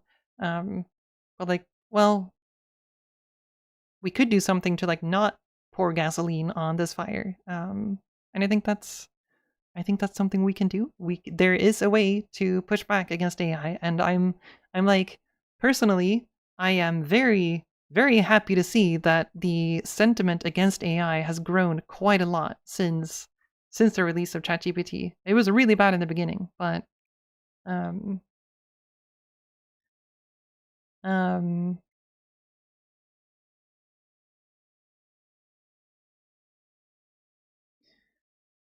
um concentration of power, money, agency to affect change is like the biggest evil in this world. Non-local AI models is exactly that on full tilt. I partially agree with that, but to me, this issue is deeper than that. Like the way I see it is that even if you make every single AI model open source today, everything is out in the open, I still think that's bad. I still think we would be in a bad place. Even if every AI model was trained on consensually sourced data, I would still consider that bad. Because to me, the big issue of with generative AI specifically is that well, the actual prompt that I'm going to be debating is that I'm going to be making the claim that generative AI is an anti-humanity technology. And the reason I say that is because it has a tendency to hollow out meaning in things that humanity gets a lot of meaning out of. That's especially true when it comes to art, it's true when it comes to science, and it's true when it comes to communication. Like the fact that Gmail right now auto writes emails for you by default, I think is fucking disgusting. Like it even adds my signature to emails. And Google is encouraging me to lie to other people. Why? Like to me, this is insane behavior. And somehow this is normal. Somehow this is not questioned as something that is insane. And so we are basically approaching a world where communication is not something that we are supposed to do anymore. We're supposed to just ask the AI for it. Like who needs to talk to other people? And now like every CEO of every like creative studio at like large game dev studios, at like animation studios, they want to use AI to replace having to hire artists. Wouldn't it be nice to be able to use an AI instead of actually hiring people who do art? And fundamentally, when you're using generative AI, you are saying, I don't want to do this thing that I want to output.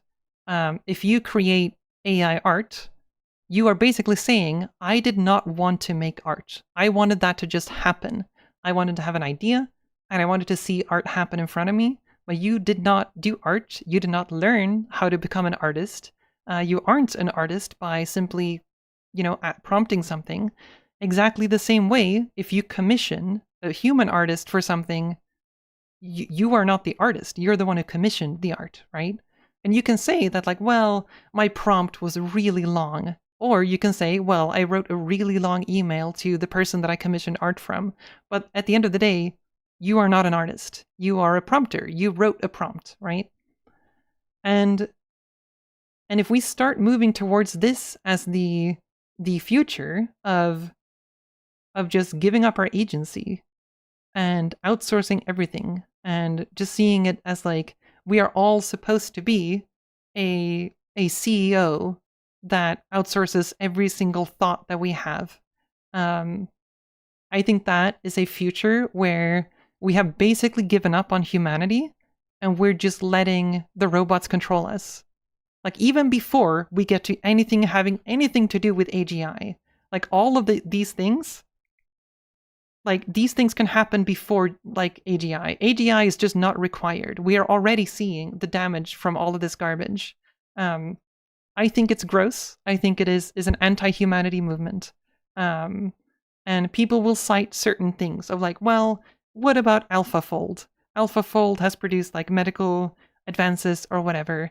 And the thing is, AlphaFold existed before generative AI. And like, we had machine learning that was just not really anything related to generative AI. And so, yeah, that's my overall view on all of this. And so my view is not that AI is useless. I do think it is useful. I don't think generative AI is in the same category as crypto or NFTs. I do think generative AI will stay.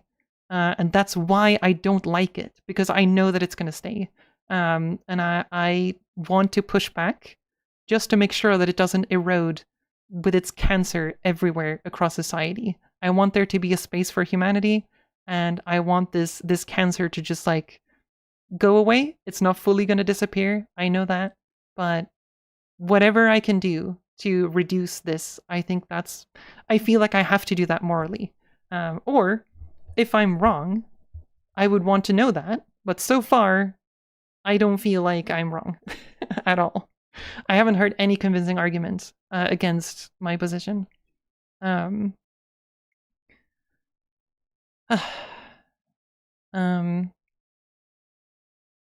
I agree with you on everything, Freya. I feel like the introspection in this debate is a key sticking point, and sadly something I don't think the average Joe just doesn't ever do.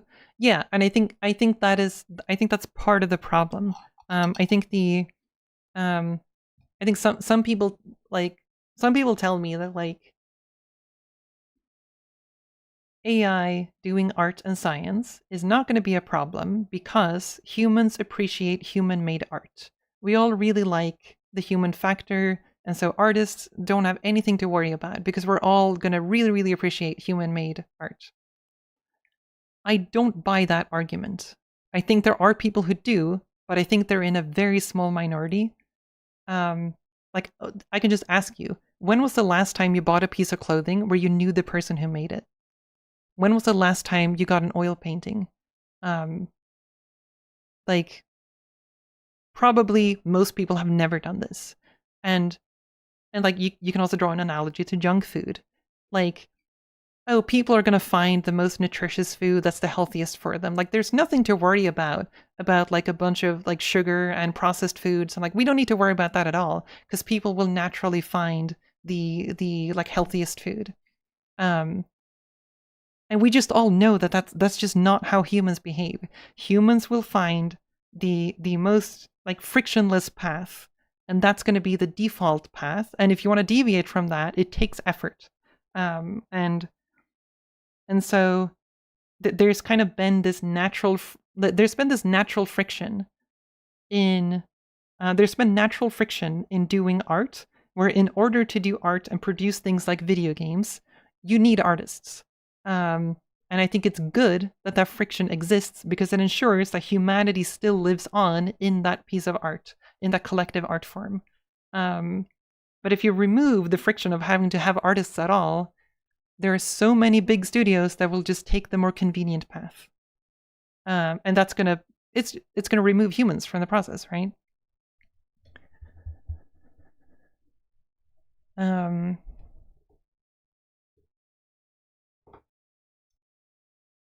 Anyway,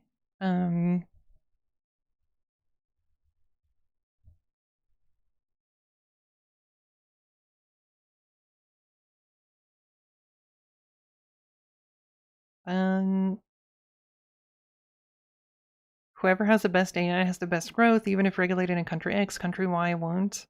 Yeah, I mean, I don't know how to solve geopolitics. I would like it for nations to work together and be mutually interested in each other's success. But obviously, we're not there yet because we haven't solved the alignment problem for humans. So like, I don't know how to like solve everything. But at the very, very least,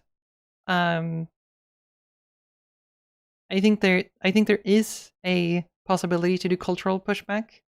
I think AI art should have the status of being cringe, and I think it's good that that's been kind of the trajectory of late. I think there's been a lot more pushback against it, and I don't think that's nothing. I think that actually does matter. I think there's a like shame is one of the strongest drivers for social change. At least if you care about the person who is shaming you for something. And I think it is a good thing that it is a little bit shameful to do like AI art when you could have hired someone. Yeah. Oh, another example of late, Eurovision Song Contest. They used AI in some of their like interim like cuts that they had in that whole event. So when people tell me they're like, well, if they have a lot of money, they're gonna get true artists, and it's like, well, you have Eurovision, which is one of the biggest events in all of Europe, and they decided to not hire artists for this one segment. Why? Why? Like they have the ability to do it, but they chose to go the lower friction path because it's easier. Or they were paid by some AI company to do it. Who knows?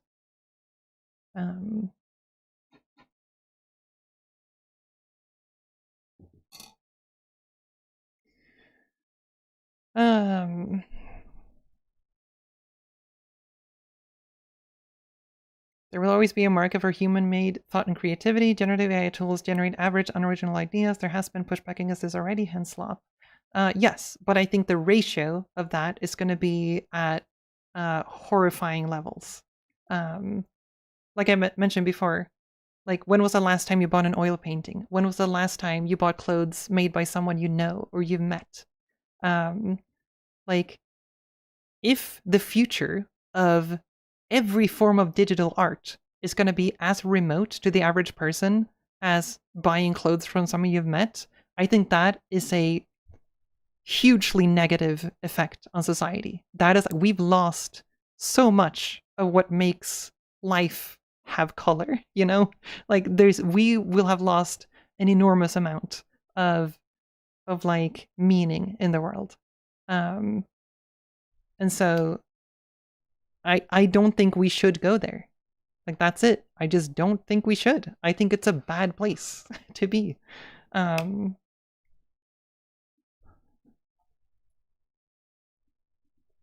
Okay, anyway. I should really get some food. Is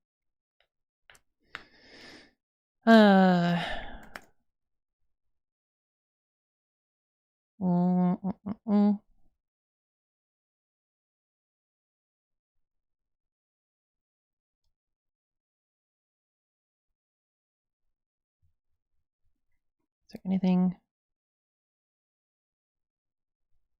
Is there anything else before I head off?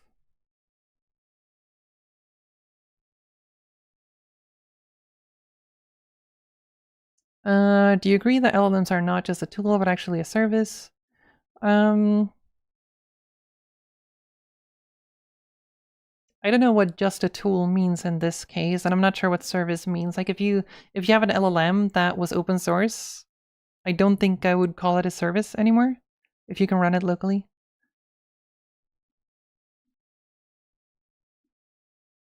Hmm.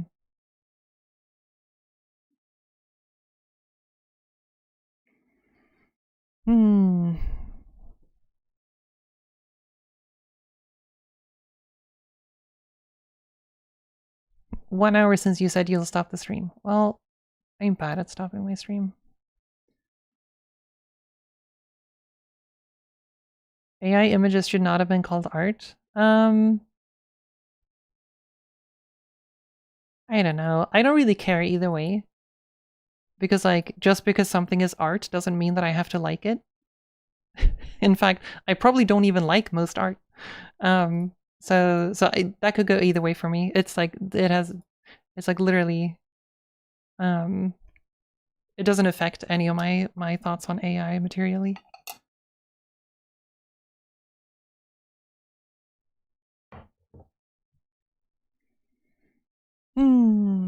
Okay. All right. But yeah, it's gonna be a debate. I'm a little bit nervous. But hopefully it's gonna go okay. When's the debate? Next week? It's gonna be. Let me check my calendar.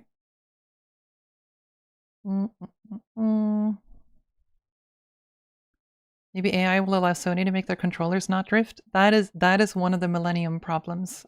Humanity might not ever solve that issue, but there's $1 million out there for the person who solves it. I think it's right next to the problem of like notifications between devices, where like you've read a message on one device, but then you want the notification to disappear on the other device in the same app. That's also one of those like unsolved problems. We may never solve those problems. Those are really, really difficult. Let me check my calendar.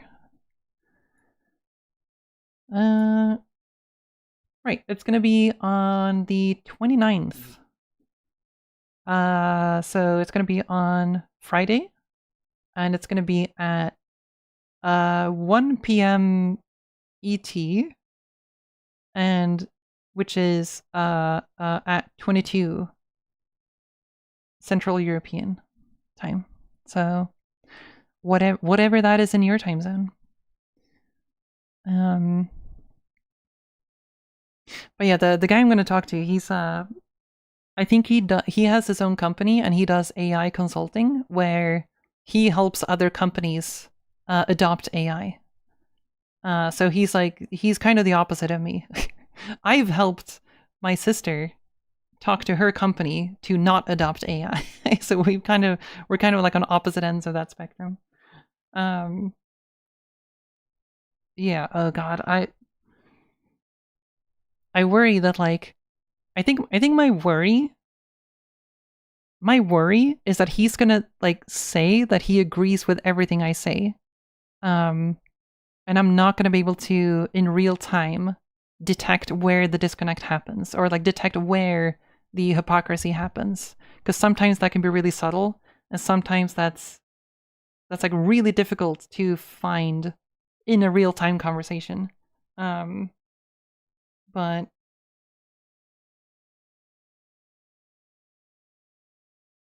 yeah, I don't know.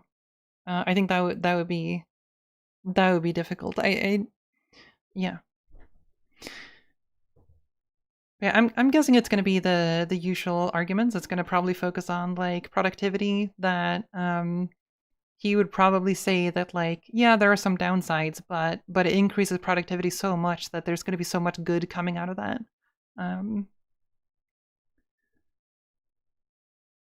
But I think yeah, I think I just need to refine my argument to the point where like I can really hone in on the exact thing that I think is where most people go wrong about it when it comes to being pro AI.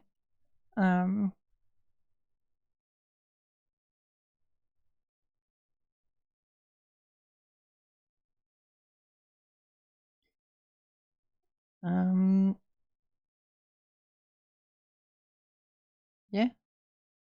Conversations are fun, debates are games. Yeah, I'm gonna say debate, but it's probably just gonna be a conversation.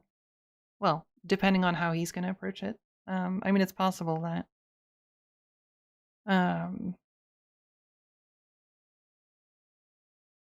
that he might just not care that much about the topic. I really care, and I think it would feel kind of awkward if he just doesn't care much. But there's a very real possibility that he just doesn't care. That like all of the downsides that I see is just not a priority. But I have such a hard time imagining that someone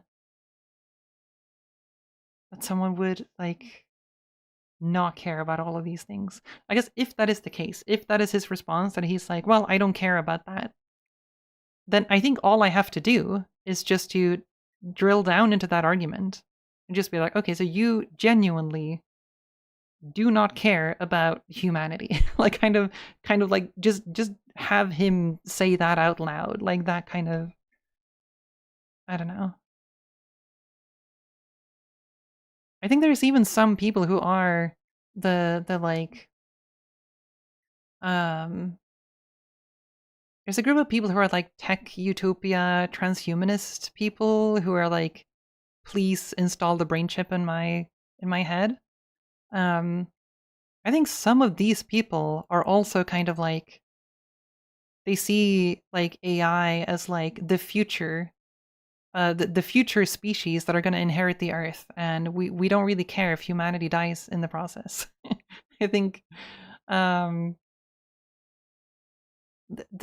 are people who genuinely seem to believe that, which I think is horrible. Hopefully he's not one of those people. I think the one overlap I think we had, I think he mentioned that he was a little bit worried about the concentration of power stuff, which is to me, I actually don't care too much about it. I think it is an issue, but I don't think it's a central issue for me.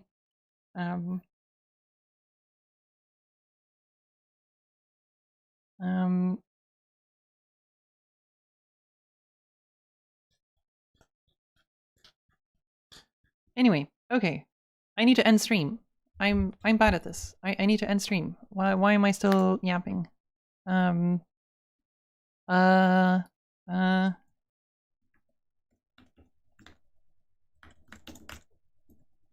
So, do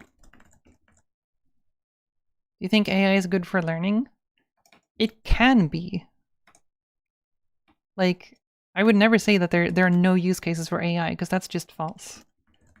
It can be good for learning, but it has absolutely wreaked havoc among students and teachers, and it's a nightmare. So, like, maybe there are a few, or there are use cases where you can use it for learning, absolutely. But you have to be really, really, really careful with how you use it. Like, I think the problem is like, that you shouldn't be using it as a substitute for thought. You shouldn't be using it as a substitute for your wants and needs. You shouldn't be using it to like bypass having to learn problem solving. I think like I personally value problem solving quite a lot. I think that's a skill that you need to work on and should have as someone who's learning anything. But AI kind of encourages you to not have to ever learn problem solving. And when you do problem solve, you're problem solving how to prompt it better. And that kind of problem to me is just like, if the problem solving of the future is just how to refine prompts, then I'm out. Like I just don't want to do it anymore. I'm gonna move out into a forest with all of my cats and live in a cottage with just never touch society ever again.